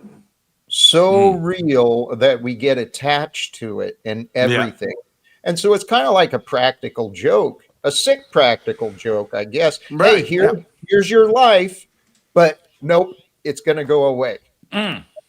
Right? So I guess you could say there's a sick, twisted sense of humor, but I think it's a gift because there's so much to learn about this world and God. It could take us billions of lifetimes. Yeah, I guess so. What I'm saying is, what I see Grace, she has a natural sense of justice. She wants to pursue a career in the law, and that's fine. But I'm gonna get an education. I've seen We going the Laguna route here? I've seen courts. They're a joke. Danger. You know, they're a joke largely. It They all are. comes down to who you know and whose palm you're greasing, and she knows that going in. But, you know, maybe she felt like in some ways she could make things better. But by the time you reach my age, you kind of go, fuck it. You know what I mean? Ain't worth it. No. Hey, actually, let's swing back to something else you said. You brushed over it, but you said you didn't consider yourself a godly man, if I remember right. Not at all. But you could. Simply with some choices. I consider myself a scumbag, and I think that God likes scumbags. Well, but So, Ben, if that's godly, maybe it is. I love you, my friend. You are amazing. And I was just earlier talking about rewriting the story, right? If we change the story we tell ourselves, the goal of life, I'm convinced, we're here to fall in love with ourselves. Not in a prideful way, but loving the life we're living. Yeah, I think we're here to fall in love with each other, not ourselves, because we suck individually. That's my experience, but we can, but we're that's here the to fall whole in love with point. something better than us.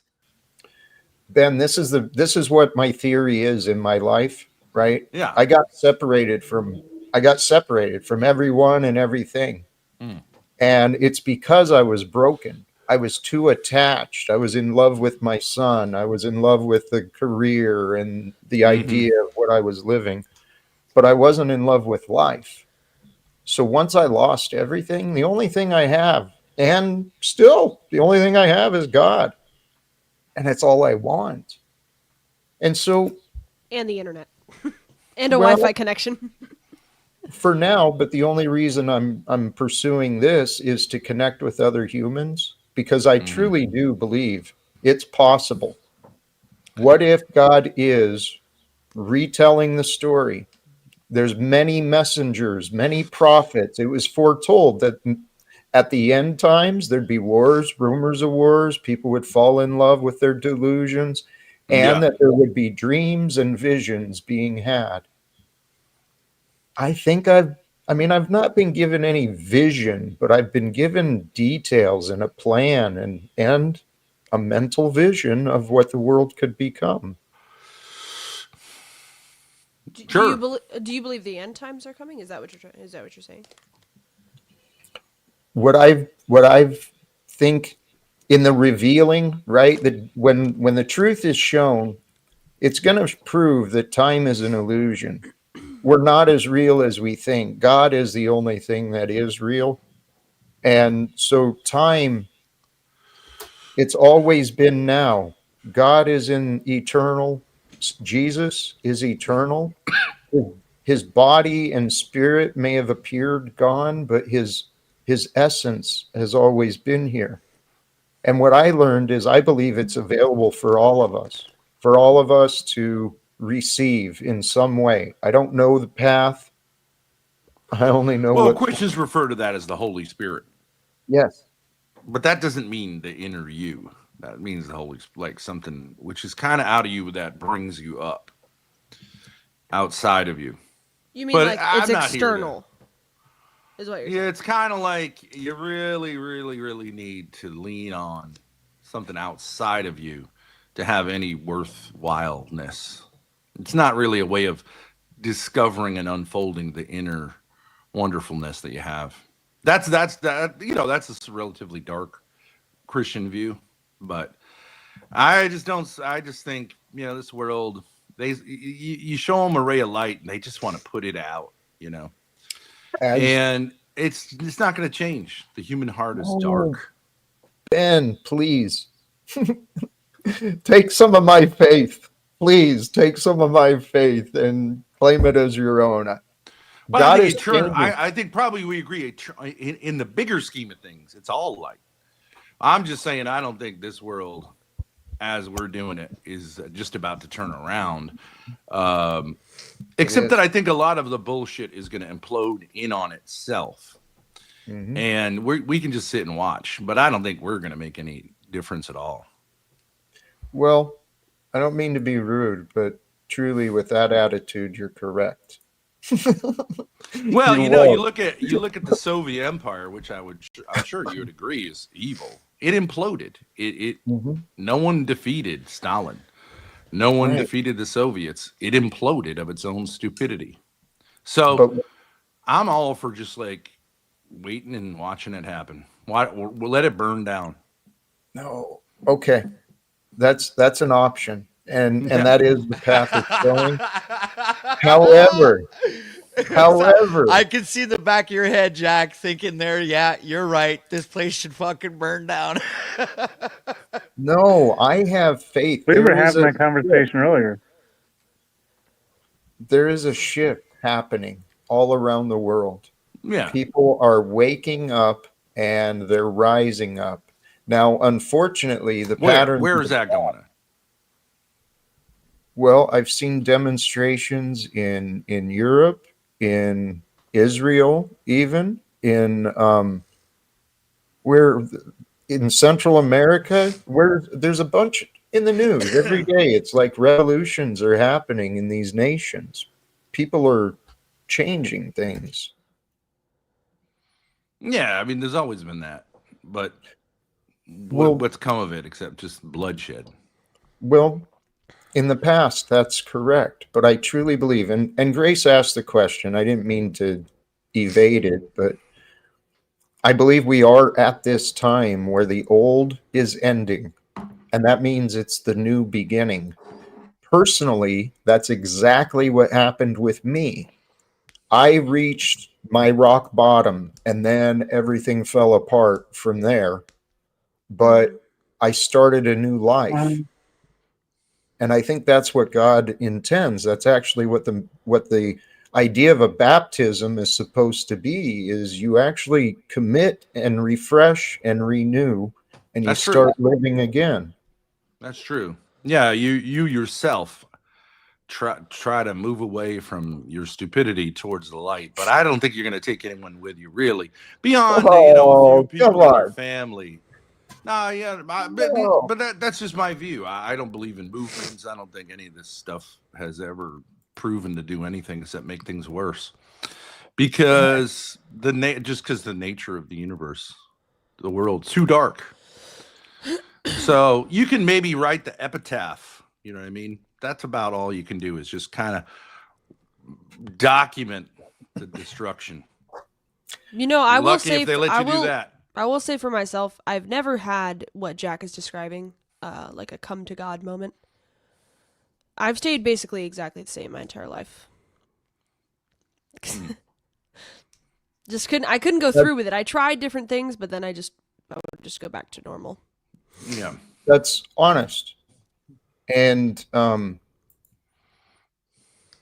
we're all on our own unique paths. Ben, you said something. Hey, blessings for the contributions. Thank you to you folks, sincerely. But Ben, you said something, and I don't know you. I don't know your past or you at all. But you said something that reminded me of a lesson I had to learn.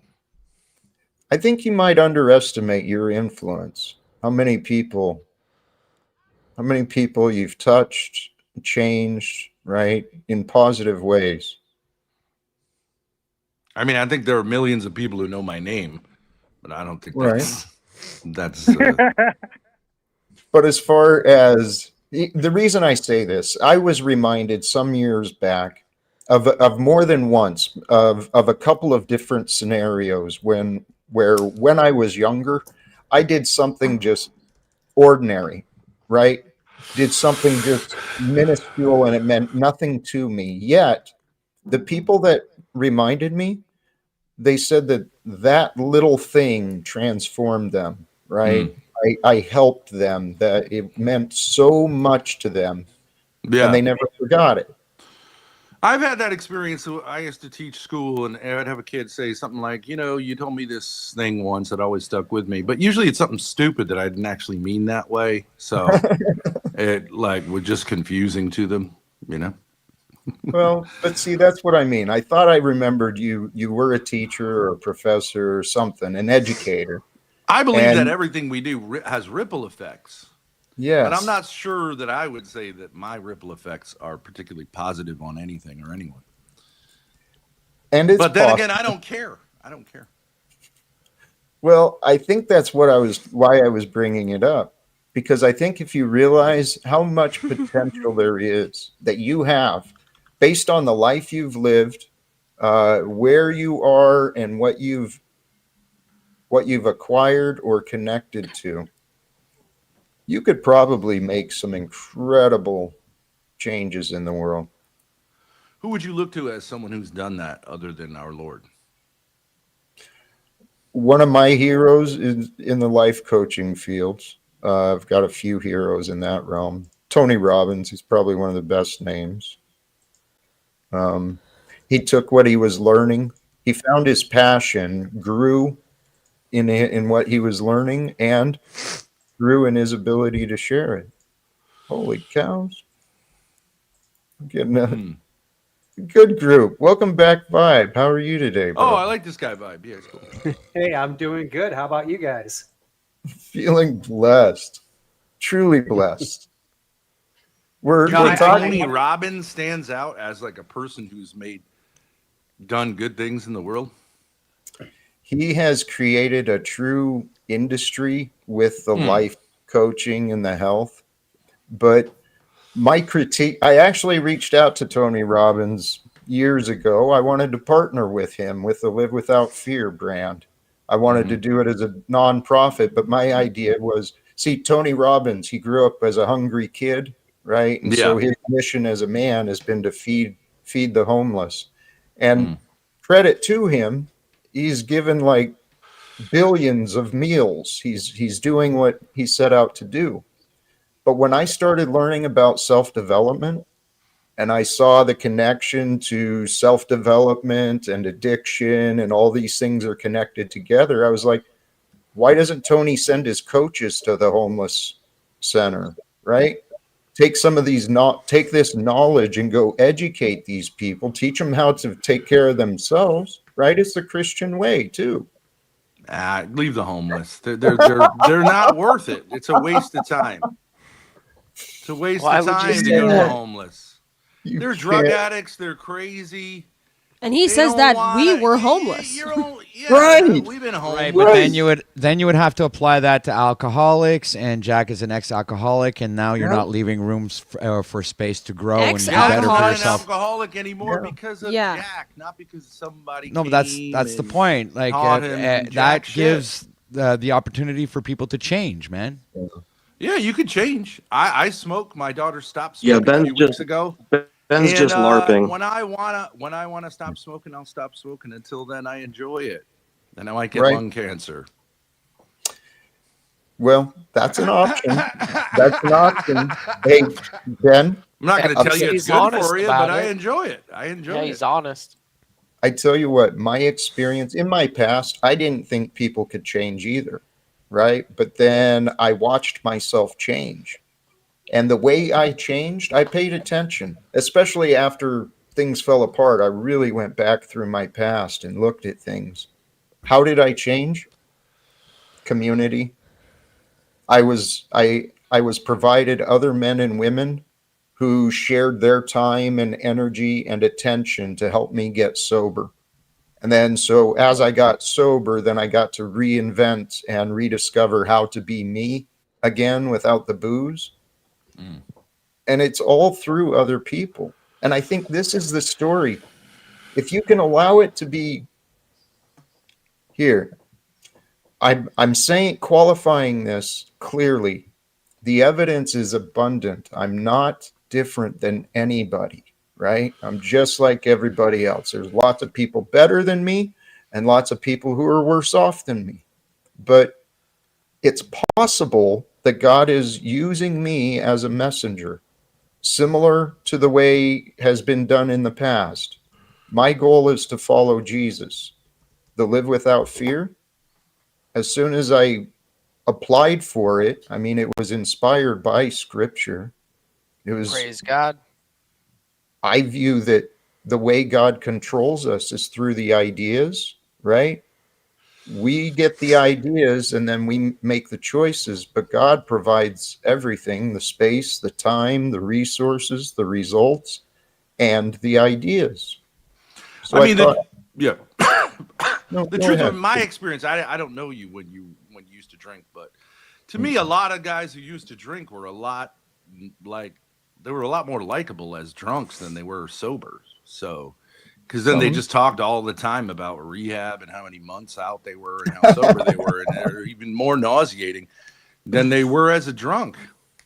Yes, and that's just part of it. You know, we can change, and then we fall back into the same patterns. And I'm not throwing shade on your experience. I'm just saying, people who are in these fields become very cynical, and you know, it's relatively easy when you're not doing it to feel optimistic. But if you're in an educational classroom, the idea you're going to teach these kids anything, it's garbage. Just try to make your money and get out.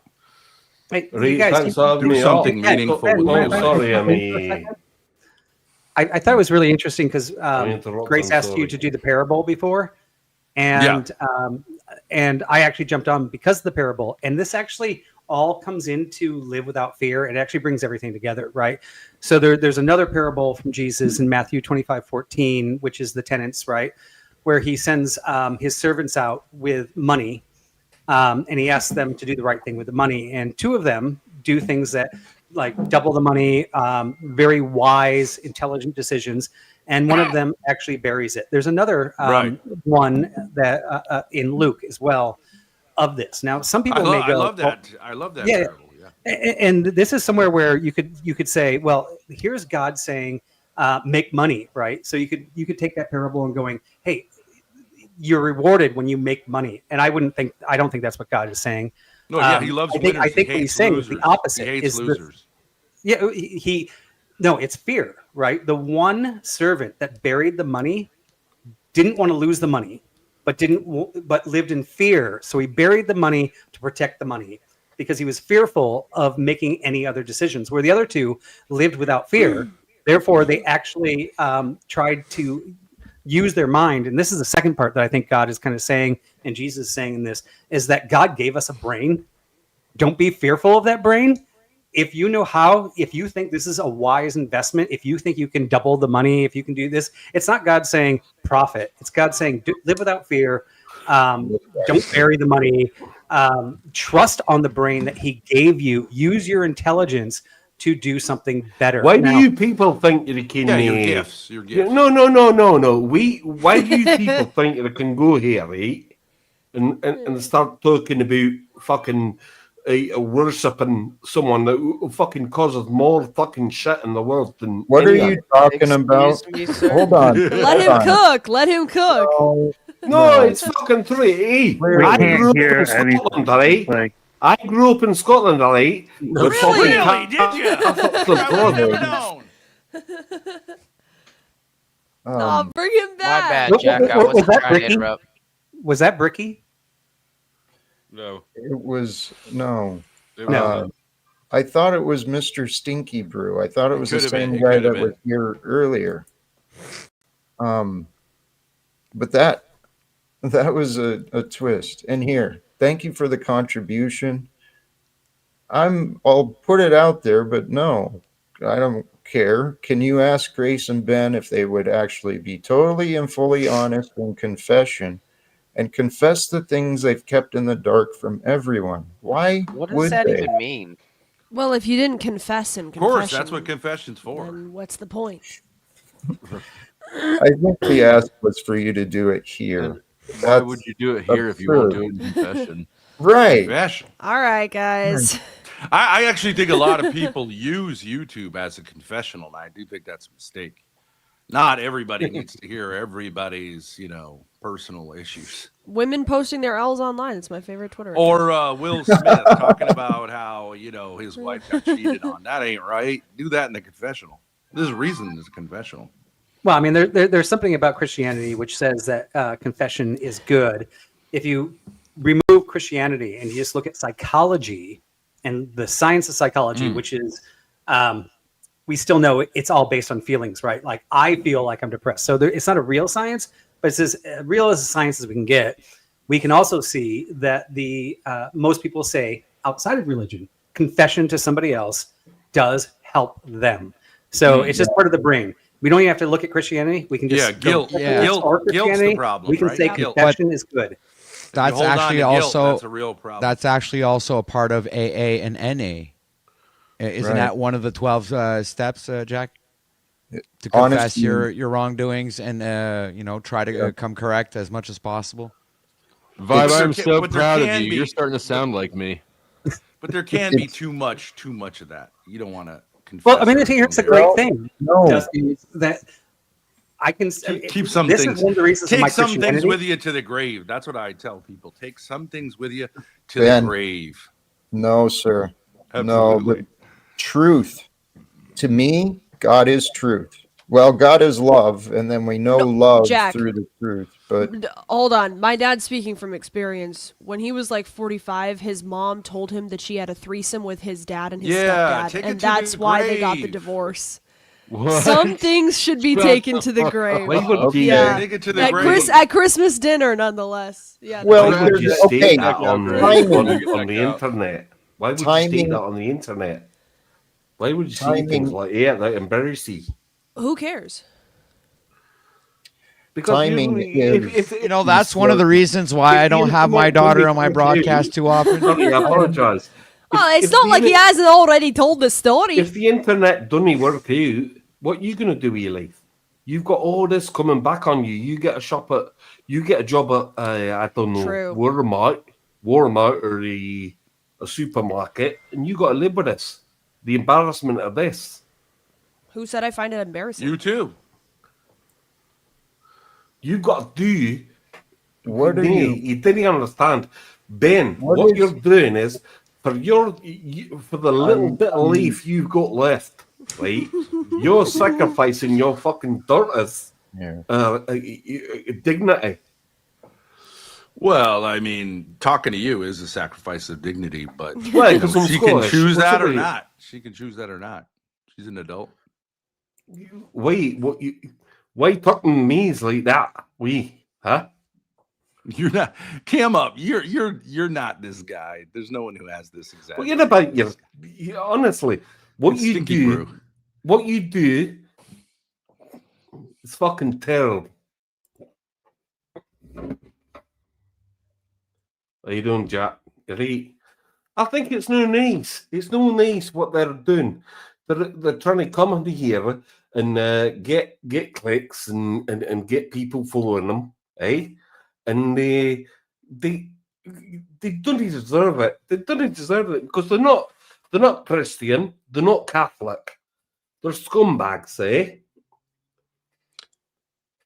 And who the fuck are you? I'm a Scot warrior.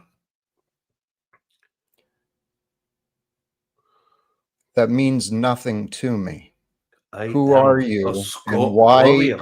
What are you doing here? What you interrupted the conversation to get on your high horse and start preaching I'm and not getting lecturing. on my So what are you doing, dude? Jack, I'm not getting on my ears. What I'm doing is I'm telling you, it's you're platforming someone who are wrong. You talk about peace, you talk about love, you talk about all this shit, but nay. See, and you're rambling without actually making much sense or value. So I'm going to take a break from that. Sorry for that. Thank you for your patience. That's a fake accent. I heard think it that's a slipping at troll. the end. That's Nah, a yeah, troll. that's not a real guy. It's a good one though. I think it's Stinky Brew. It could be Stinky Brew. It was Stinky Brew? I think it's Stinky. It is, but It's I don't know stinky, what isn't that means. He That's takes what on it said. personas. Stinky It's actually, enjoys doing it's actually impressions. funny. Yeah. He does impressions of different characters. All right. See, do you And I guys don't always do you guys think that guy had a point at all, though? Yes. Can you sum up his point for us? We're not Christians. After we're not you. Catholics. We're scumbags. Yeah, I identify as a scumbag. He just did. Yes. Yeah. Well, I didn't understand his very heavy Yeah, so the guy was like,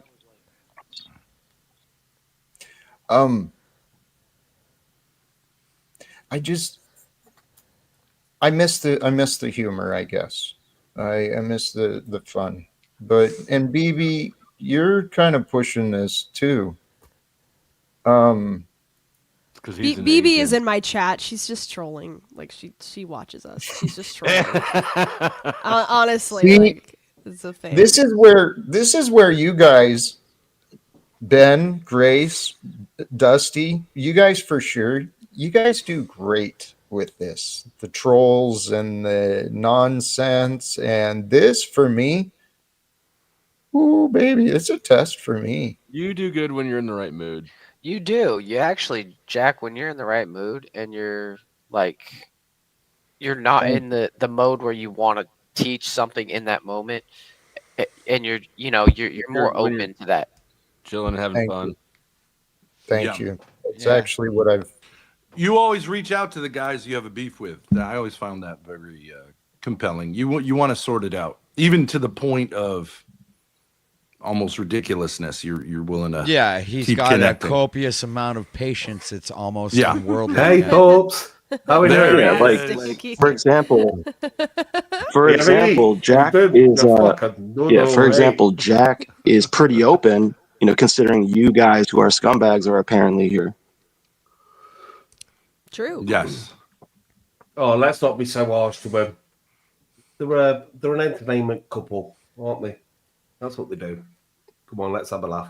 I have a joke and a laugh. And I think that when Oh, Jack's la, la. in that mode, he actually inspires people to open up about things they wouldn't open up about. That's true. Is that- He is pretty open about things. Moose. You're a moose. You're a moose, are you? Okay.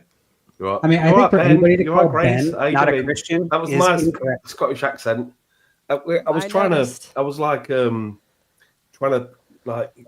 thinking my dad, but he's been dead for 20 years, so I fucking struggled. I struggled. Was you Scottish? Yeah, he was a Scotsman. Dad was a Ah. Scotsman. Yeah. I've got a little property, a one-bedroom property in Edinburgh. I tried to get John Galt to buy it, but he fucking wouldn't have none of it. You like tried one to of those get John castles in Galt the to moors? buy I a wanted property. John Galt to buy a little property. It's a little bungalow. It's literally cottage. He wouldn't have none of it. Are you aware that John Galt actively calls his tenants slurs on stream? Like just openly. He wouldn't last long in the UK. He's gonna get sued one of these No, he days. wouldn't. Fucking hell, be arrested and deported. Yeah, isn't that like illegal? Quicker Yeah. than them fuckers Just on like the hard fucking R. barges on the way back. Jesus. Where's Jack gone? Is Jack gone? No, we'll take it. Okay. Anyway, You've driven him back to the bottle, Stinky. It's I'm over. just curious, who's on the panel that I keep on hearing saying none of you guys are Christians? Because I want to Mr. point Stinky, out that I thought he's right next to you. It was I said it earlier on. I said it Mr. earlier Stinky. on. It Yeah, was- no, I mean, Calm I would down. say Listen, that I would say. listen. I take No, things no, not. Go on, carry on. Go on. He I was was just gonna taking say, a piss. Ben is. I put Ben as a true Christian because he says he's a scumbag, Any Christian who goes, I'm unvirtuous, or like I have all perfect virtues and I am perfect in this world is not a Christian. Any Christian that says I suck and I need to be better, that is a Christian, I believe. So self-deprecation that's my trick. That's reverse false humility. That's why they call me a the Jew. Scottish, the Scottish warrior came up and he said his piece, but he had a point because, I mean, my dad, literally, I'm not getting all fucking, but my dad, like, he used to have to pick which way he went to school because a certain street would be Catholics and Protestants, and that's why my dad chose never to baptize me, because he said you can choose later on whatever you want to be, but to have it drilled in your head from fucking 2 years old that you're a Catholic, fuck the Protestant scum, you know what I mean? It's a bit. Well, your dad wasn't too bright let me because throw a both scenario out Catholics there and for you as Protestants well, get right? I mean, baptized. Ben, Sorry, this I'm happens- listening to Ben. 1 second. Listening to Ben. Thinking Go both on. Protestants and Catholics get baptized.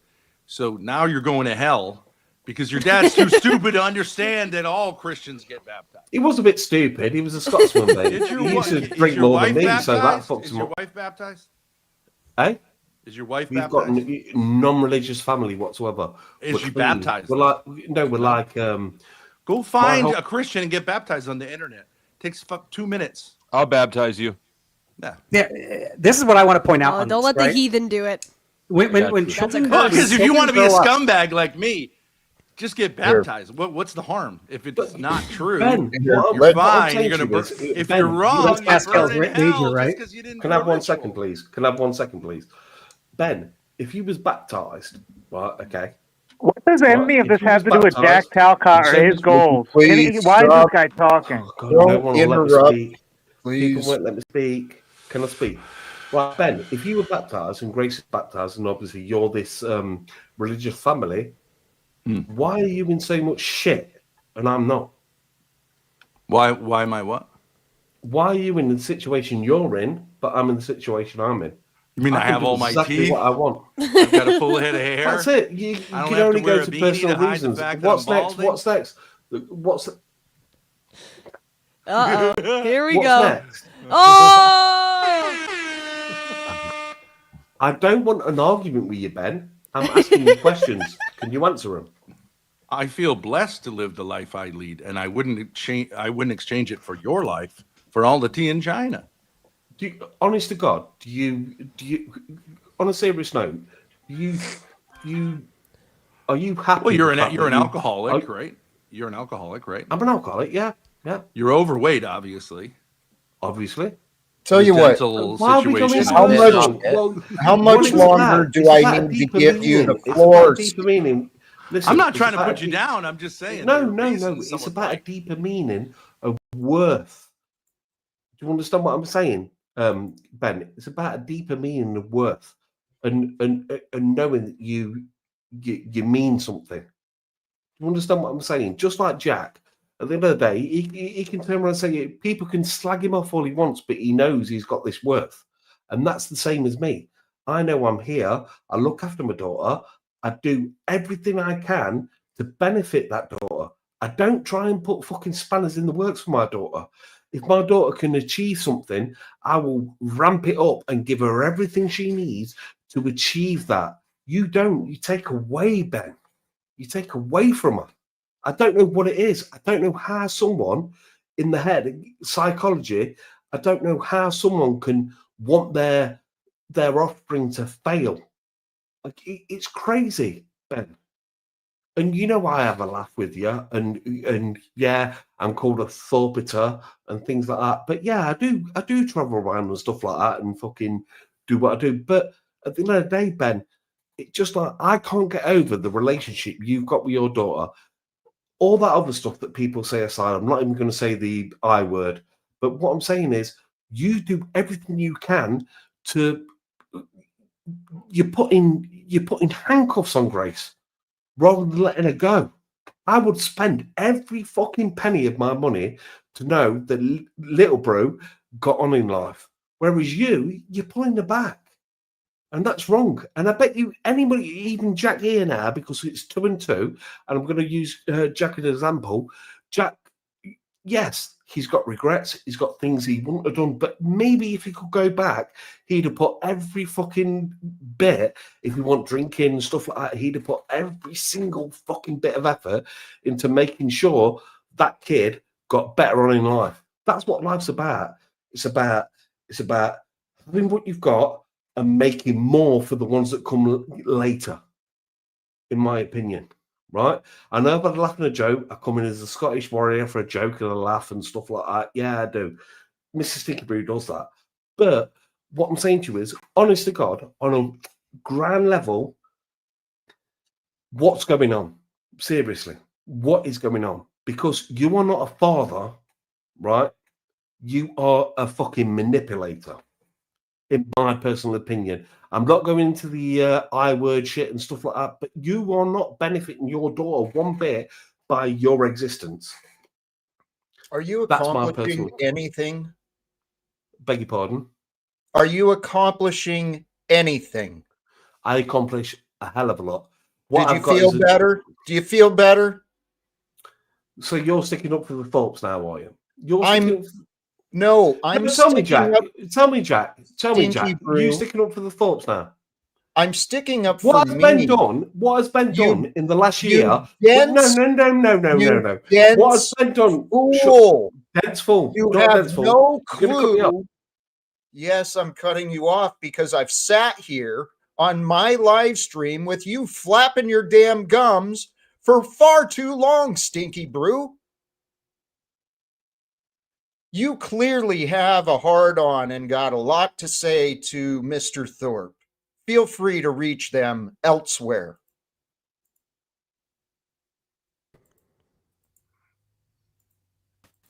Sorry. Thank you, Jack. That was nicely Sorry. done. I don't understand people, man. We get on our high horses, and that's what Mr. Stinky Brew was doing. Mr. Self-Righteous. Got Jack, just a all quick Yeah. question. That last guy, what % chance do you think he will help you get towards your goal? 0. In his current state of mind, Damn. he pushes me back. Yes. And I just want to point out that Truther Cop kind of noticed it before everyone else. But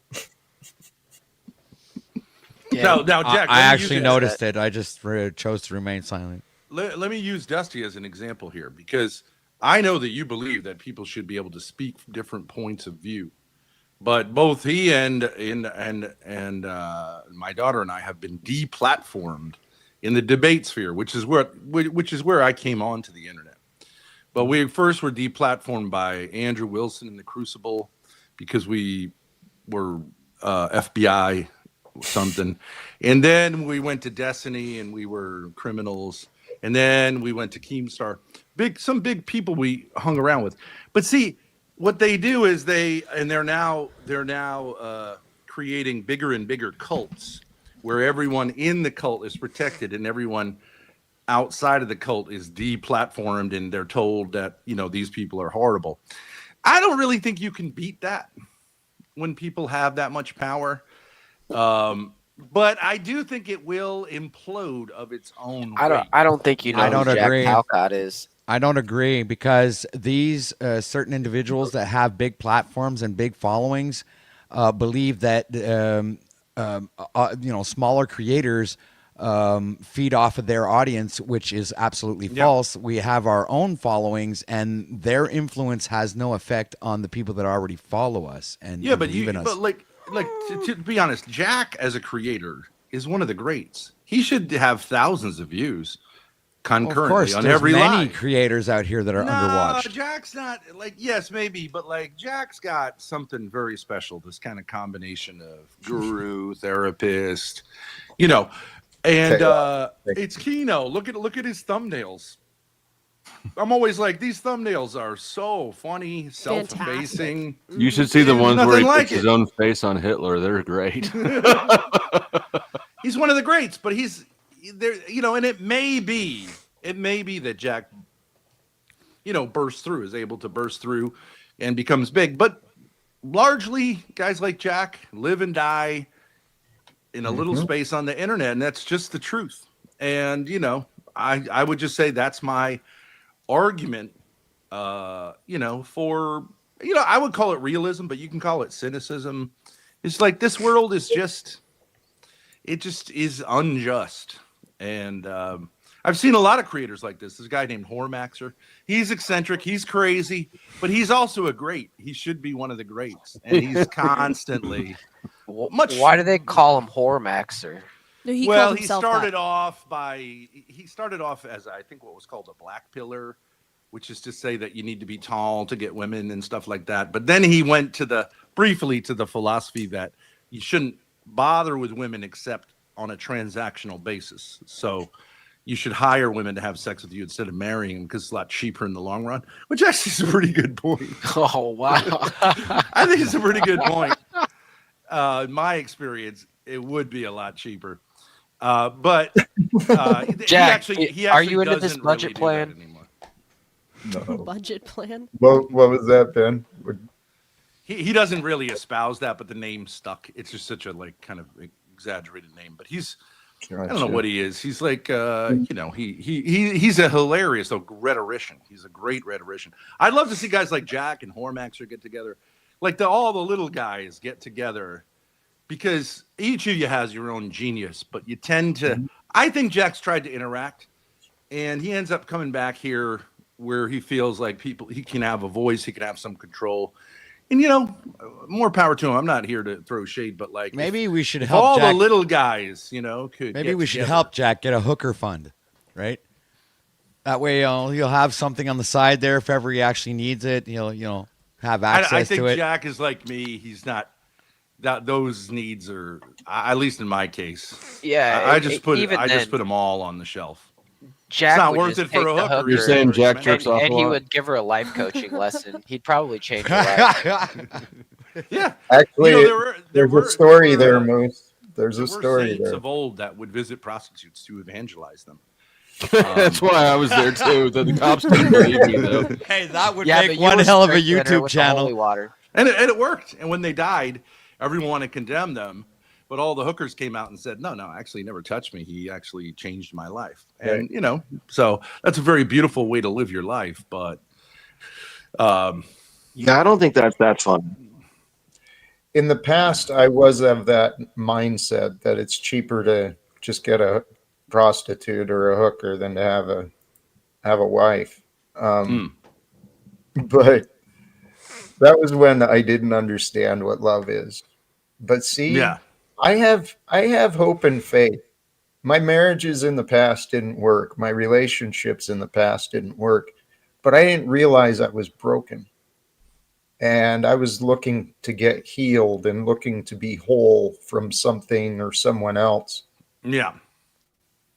But this life we're living, we are here to fall in love with ourselves. And that way, if others come along, it's just a bonus. What about God? What about saying instead of ourselves? That We're is here an to fall in love with God. Shell of narcissism. That's how. No, that's how you fall in love with yourself. You see yourself doing and saying good things, and then you can love the character that you are. And it's all by the grace of God, because we don't do the good things if we're caught up in our battles and our worries and our fears. So if we can do good, we should be grateful for the fact that we can do good. I agree with Jack. Let me ask and you, if Jack, you look, hold on a second. If you look at yourself through the eyes of God, what Jack is saying is absolutely accurate, because God loves all of his children. Yes. But do you think, for example, when someone says, I learned to forgive myself, do you think that makes sense? Because that sounds schizophrenic to me, because it sounds to me like there's a you here that forgives the you here. And I've had a lot of experience with people saying stuff like that. And I just think it's better to say God forgave me. Although I understand that implicit in that is that God loves you and you have to accept his forgiveness. So you can say, I forgave myself. I just think it's much more solid to say God forgave me. God allowed me to find forgiveness. look, if God is love and you fall into love, you're actually falling into God. So what's wrong with falling in Right. love with yourself? Because God That's is it. in you, so you're And just falling into God. God is in you. God isn't you. God is Yeah, you. because it What is can God be. doing in there? Where, but what belief in do you mean? If he's narcissism. in me, then and he's everything, then what are you saying? That doesn't even make sense. I would say the major sin we fall into is self-love. That we love ourselves I inordinately. think there's a difference between loving yourself and vanity. I have a high testosterone, so Yes. sometimes it has to Yeah. happen. All right. What about Well- what about the darkness in you? Are you supposed to fall in love with that? God loves every whole- part of you. He God into there, created you too. whole, good or bad. He still loves you. What difference does that make? No, he doesn't love our sin. No. Correct. Well, he loves No, us. your sins He are loves non-existent in his eyes. Your sins were already paid for by Christ. So Well, you're not unless supposed we to hold have on to them. Unless we hold on to them. exactly because you end up being your own True. judge in the end. Yeah. When we don't carry our sins, then there's no sin for God to condemn, right? And that's the idea of confessing, admitting, humbling ourselves to the truth. And then I'm telling you, Ben, based on things you've said, I encourage you. You have the love of Christ within you, and it feels good to find forgiveness. It like shifts things within us. And that's actually why I said it the way that I did, that God allowed me to find forgiveness. Again, this is what my theory is. We're in the mind of God. The way God controls us is through our mind and our heart. So God is the beginning and the end. That means the opportunity and the idea comes from God. So I never thought to forgive myself until I admitted that I had been wrong. Who'd you admit it to? I think initially my sponsor. Yeah, Part of okay, my another self-step person. Yeah. thing. Yeah. It's important to do that because if you admit it to yourself, then it gets tricky. Right. You got to have another person there to check think you to so. say, on behalf of the rest of the world, like you may have got it wrong, right? Jack, have you ever tried to evangelize Flo? I mean, he's just sitting here smirking at your I ruse. know. I don't like He to hasn't say I really gave tried up. very hard. Disrespect is off the charts. He has not tried very hard.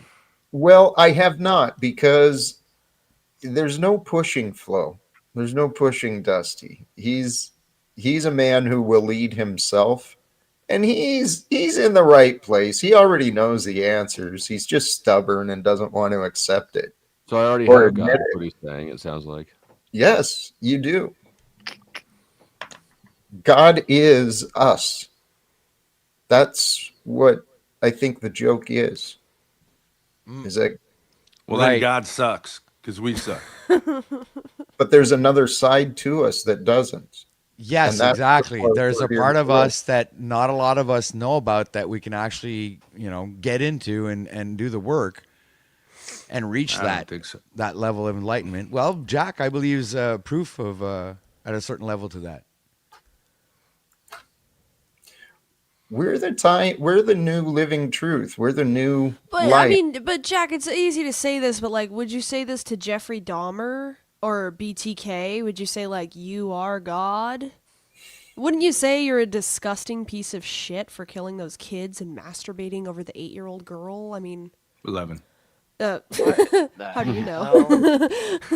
I've watched documentaries. I know. I would ask what people taste like. Both are true.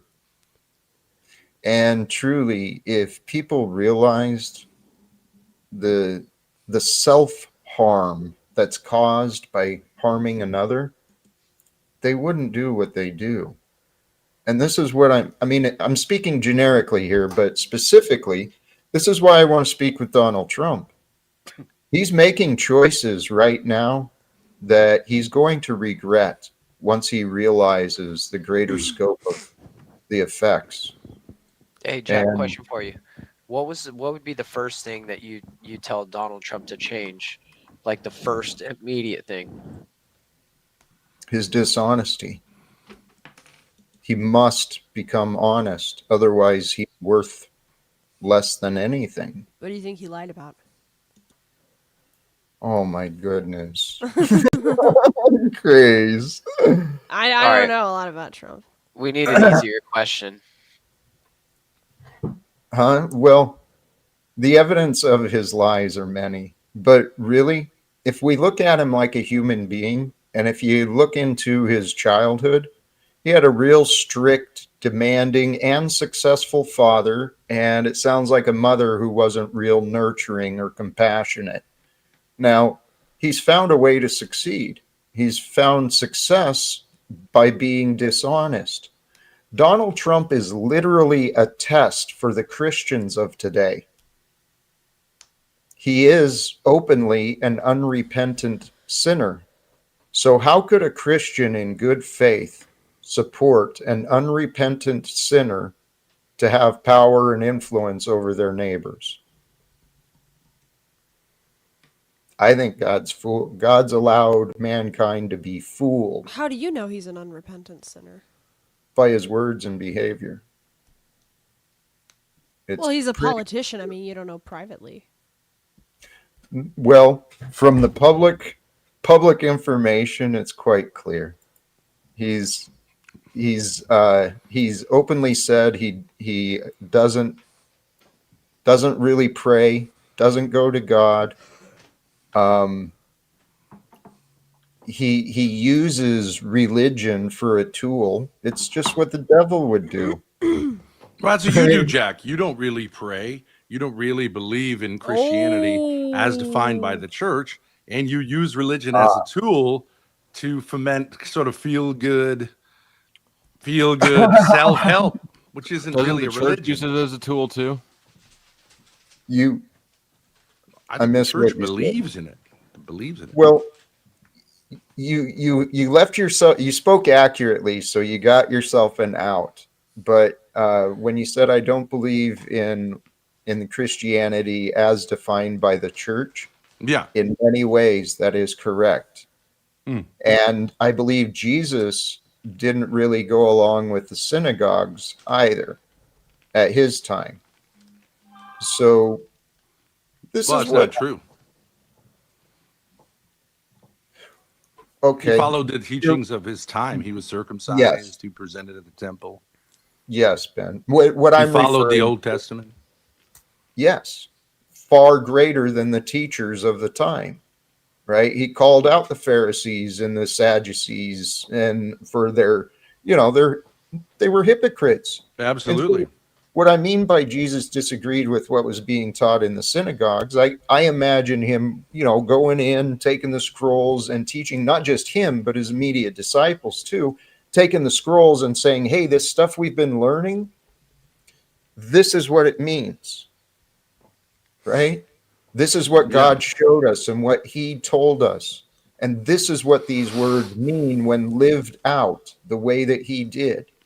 Well, Jack, let me ask you a question. I think that you would say that Jesus said, go unto all the nations and baptize them. What did he mean by that? Have them repent and renew. But you don't think he meant the actual baptism? Yeah, possibly.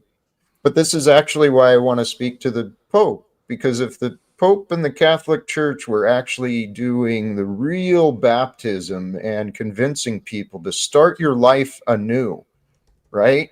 If that was actually being shared through their reach, our world would be totally different. And how isn't the Pope doing that? It's a glorification of the church and less in, it's more what I have witnessed with many baptisms, many people and the things I've seen. It's a tradition. People gather together, they dunk someone underwater, and then they go back to the life they were living and nothing changes. But that's not the true meaning. I'll be right back. I gotta grab something. Well, I mean, you're saying that baptism doesn't miraculously change someone, of course, right? But it does unite them with something, which gives them the possibility to receive God's grace in a new way. That's the idea. But if you're going to say, well, my experience of Christians who follow the church is that they're imperfect, I mean, that's not news to anyone, right? Right. But the fact, actually, this was brought up earlier too. I think someone said they're glad to see a Christian accept that they're not worth. But I suggest this is what the rulers used religion to do. Have the religion teach the people, the children, that they're hopeless, helpless, that they're sinners. And then the only thing they can do is wait to be saved. Well, that kind of defeats the laws of creation, because we are the creators that God created. We're here to imagine, to learn, to create, imagine, discover. No, I don't think so. Very few of us are. I mean, someone like Donald Trump's son, he may be put in a position to make changes, but you and I aren't. You're never going to get an audience with the Pope, the president, anybody. Man. Neither am I. What do you want to bet on this? Well, I know gambling. I don't promote gambling, but it could happen. But you really think that it's likely? Ben, I'm all in. I'm all in on this goal. And so tell you what, I guess I'm testing God. What is God going to do with a man like me? Am I going to succeed, or am I going to continue spinning my wheels and end up on the streets? What's going to happen with the Jack Talcott? What's going to happen with the Thorpes? There's a reason our paths crossed, guys. I'm telling you. Yeah. But I think you should set your goals more realistically than saying, I want to talk to the Pope and the President of the United States. Maybe try to get like more viewers. That's along the way. That's part of it. That's a step to achieve it. And it's not just I want to talk to Donald Trump. It's not just individuals. What are you going to tell Donald Trump? You're going to tell him, I don't think you should lie as much? He's going to say, get the hell out of here. Right? Everybody tells me that. I want to point out to him what's real. I don't know if he sees it, but by his position where God has placed him and his choices and support, he literally has one of the most powerful and influential positions in the world. He could easily. You don't think he's aware of that? I don't think he knows what to do with it, but because he's caught up in he's getting the advice from attorneys and economists and war machines. He's not getting the advice that, dude, peace on earth is in your hands. You can we have the opportunity, and what I think is in line, where Donald Trump is part of it, clearly, but I believe America has the opportunity to lead the world into fulfilling the dream, creating this world where God's truth reigns supreme, that through public oversight, we transform what it means for government, politics, and we can overcome the divisions on religion too. Especially if we reclaim the world in the name of Jesus, there will be no other arguments to be made. I just don't think you have any actual connections to, and plus people will go like, that just sounds like blah, blah, blah. So far, but it's a simple solution. No more secrets and lies. See, it was my secrets and lies that kept me an alcoholic. It wasn't until I humbled myself and confessed my sins and received compassion and support from others, the education. See, this is what I want to propose. If Donald Trump number one, I think Donald Trump is radical enough that he might take a chance listening to someone like me. And if I could get his attention, I'd point out, look, we got problems. And it's time to face the problems. One of the biggest problems we've got is the Democrat versus the Republican. He's chosen a side, and that's not a leader. A leader needs to bring peace. And if we can get the Republicans and Democrats to stop their damn infighting, pay attention to what the hell's going on in the world, we can stop spending so much money so that Israel can keep murdering people, and we can stop sending more profits and weapon sales to Ukraine and everywhere else. We can bring peace to the world. Well, I mean, like, that's always been true. Mm-hmm. But no one does it. So no one how yet. do you, because no you're going to yet. talk to someone that's going to change things? Jack, come on. It won't just be me.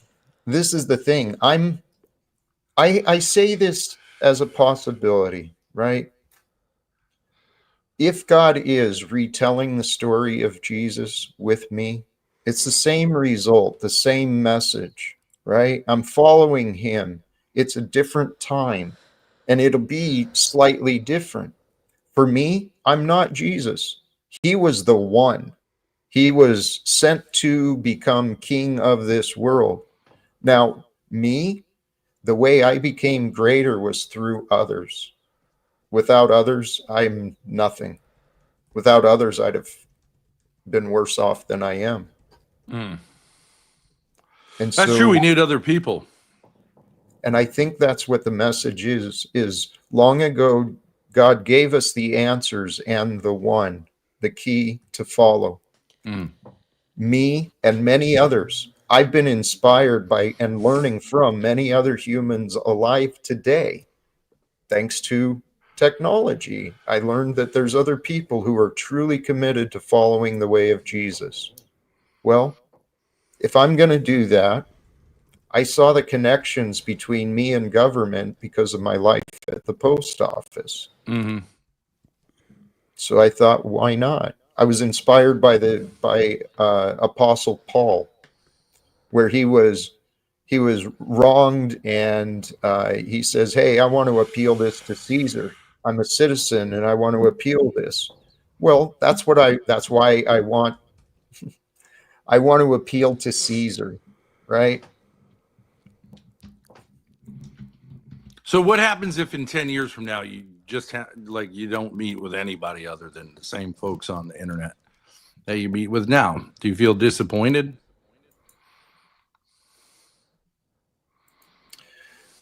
Yeah, it won't continue that long, because what do you mean? either I'll run out of resources and I won't be Oh, you're not online. making money? Fuck no. You got to make money, Jack. Jack, you got to make that bag.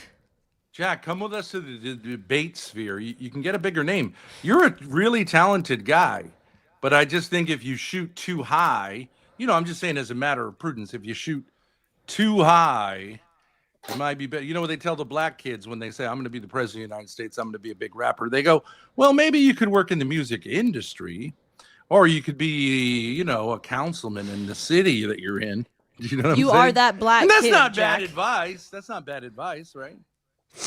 But I understand. Then they go, "You're hurting my dreams, white man. You trying to make me say I can't be whatever I want." And they do say, "Yeah, well, you can. Probably. You're not tall enough to be in the NBA." You know what I mean? Here, Ben, I'm not saying you couldn't, but I'm saying you got to take baby steps. I'm working on those too. I'm actively, I've gone through the process and secured the trademark, Live Without Fear. Yeah. I'm seeking for investors, maybe some corporate connections, maybe co-brand, co-license, or license out the message. I mean, there's tons of possibilities. Jack, I got a great idea. Why don't you be the official pastor of the Thorposphere? We got a lot of folks who need a lot of healing. Right, Grace? A lot of folks who need a lot of healing. True. Right in our own little group. And we are, despite what you might think, we are very well known. Like, there are millions of people who know our name, for better or worse. And we are connected with these big spheres like the Crucible, Destiny, Keemstar, and those people have millions and millions of dollars. So if you become our official pastor, and I could only wish for such a great pastor, but tune in to some of the streams that we're doing, and come in as a healer therapist. I think you'd be great because you bring a calming presence. You let people speak their minds, and I'm just suggesting it as a thought, that to get a little bit out, to get out there a little more, put yourself. I know you've tried it a little bit with dating stuff and things like that. That's where I've seen you before. Tried lots. But you got to start small, and you could say, well, what's the Thorposphere? That's not like, yeah, okay, that's true, but fair enough. it's not the big time, but speaking of small, Jack's price is also only $1,000 per appearance. That's all. Small to medium time. Yeah. So make sure he gets that in advance. And Mr. Stinky Brew is an example of that. He's a little bit inscrutable, but I think he could hook you up with some of the Thorposphere people, and it's a fun bunch. I can tell. Get you out of like, and then you come back and do your thing, and our people will love. We've always told them, come see Jack. If you were going to do a debate, Jack, what kind of debate would you do? Theoretically. I'd love to debate some Christians on what it means to follow Christ. Ooh, that's what I'm trying to do too. What would you sort of what do you call it? What would you call yourself? Like Christian versus what? Yeah, I don't know. Christian versus Jack Talcott. Yeah, see, that's the thing. You're your own kind of. You're a combination of different things, I think, and you tend to get into these theist debates. I think those are boring. Or you get into these Catholic, Orthodox, Catholic, Protestant. I don't like those too much either. So, hey, Ben, I appreciate sincerely. I'm overdue to giving you guys attention, and I'll be tuning in and feel free to jump in. And if you get Grace's number or whatever, she can help get you in there, because you might say to yourself, "Boy, this is crazy," but there's a lot of places where I think you could bring a healing touch, because our world is there's murder, threats constantly, just a lot of craziness. So absolutely. And say hi in chat sometime. We're welcome to We're open to criticism ourselves, so you don't have to worry about being on some kind of team. You guys are wonderful. And actually, thanks, Jack. You mentioned one of the names. I see some of these debaters. They're doing good as far as getting the attention, getting the viewers, getting the name going, but I don't know what they're accomplishing. This is what I'd like to have some conversations with some of these people. Not so much debates, but conversations about politics, economics, and religion, right? What can we do? Yeah, it's hard to have a conversation on the internet. Everyone wants to debate and get in a fight and get dirty and talk personal and accuse you of crimes and then deplatform you. So I'm trying to break that, and I appreciate you're able to take criticism, and we part as friends. So yes, absolutely. All right, Jack, I'm about to take off here. Thank you. Wonderful, Ben. Truly a pleasure. I was actually feeling similar to that, feeling like it might be about time to wrap up. What are you feeling, Grace? Well, I enjoyed talking to you again, and it's always nice to see you. Dude, you too. I'm glad you don't get triggered. That's what I like about you. It's always a chill place to come have a talk. Sometimes. I try not to, but yeah, I do get in my feelers. And that's what I had to chuckle about, because Stinky Brew was in the back, and then Ben was saying how I actually let people speak. And so that's what I was chuckling about before I brought it back up. Well, Stinky, sometimes, he starts pulling out the wigs and the masks, and you just have to tell him to go take a nap and sleep off, and then he'll come back later. Seems like a good dude. And you guys are great folks, too. I do appreciate I appreciate you. All right, I'll see you later. Have a good night. Much love. Blessings to you. The Miss Thorpe continuing. And beautiful experience, Jack. And I came here tonight to let you know that I've seeked resolution with a few people, from these parts, Yolanda and Patrick, and so I figured you were one on the list that I would apologize to, and also thank you for being gracious enough to let me up and stream this as well. I think that we have some talking to do, and yeah, I hope you have a wonderful evening. Much love to you, Moose. Thank you sincerely for swinging by and for the restream too. Appreciate you. Truth or cop? Hey, can you hear me? Yes, sir. All right, cool. Yeah. Oh, it was a very interesting stream. I didn't interrupt because my mic can mess up all the time, and I feel like people can't hear me. But interesting conversation. You can go check that out, I guess. I don't even know whether they're streaming anymore on YouTube, those guys. But I was gonna say, before I forget, I don't know what the channel is. The Machine Lies, I think he's about to go live if you want to redirect your audience too. But yeah, that was fascinating. Zachary Hubbard too. What the heck? I saw him over on Chaotic Truth. I forgot. Yeah, Zach came through earlier as well. It's been a long stream. We had Yesterday's stream was so boring though, and then the stream before that was pretty interesting. It's not Yeah, that boring. happened. It was just it was slow or whatever, I don't know when he's starting. Actually, he never freaking set that thing, did he? Paul's running. I'm going to redirect people over to Paul. I don't even know if you can redirect the Machine Lies. I think I have. I'm pretty sure I have before. But here, I'm going to wrap this up. Sincerely. Yeah, man. Good talking. You be well. Hey, blessings to you, Truth or Cop, to all who joined the panel, to all who were a part of today, viewing or in the chat or even at the later time. Blessings and thank you, sincerely. This life we're living is a wild, bizarre trip, man. It really is, but every one of us is living our own story. Our own life is being lived. And no two lives are the same, and yet there's consistent patterns between all of us. We still deal with the same media. We deal with the same executives, the same things at the top. Here, I'm assuming there's a reason. Hey, Jack.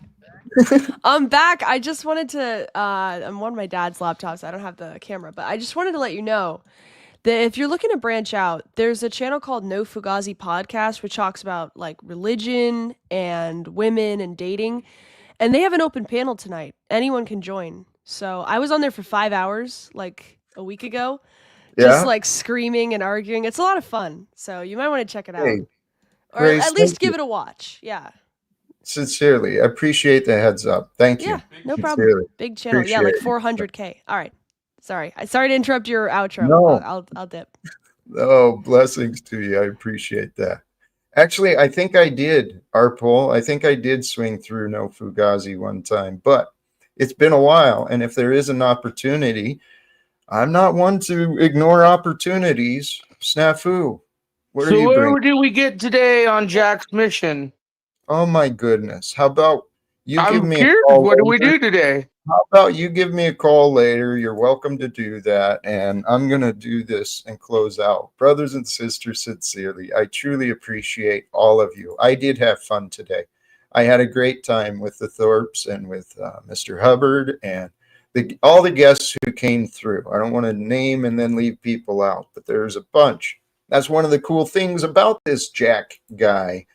Right? This Jack guy is very trusting. Some might say too trusting, but I am a man of love. My love, it runs deep. And, well, the topic today, what is serious or important or real to you? To me, it really is love. God is important. Love is important.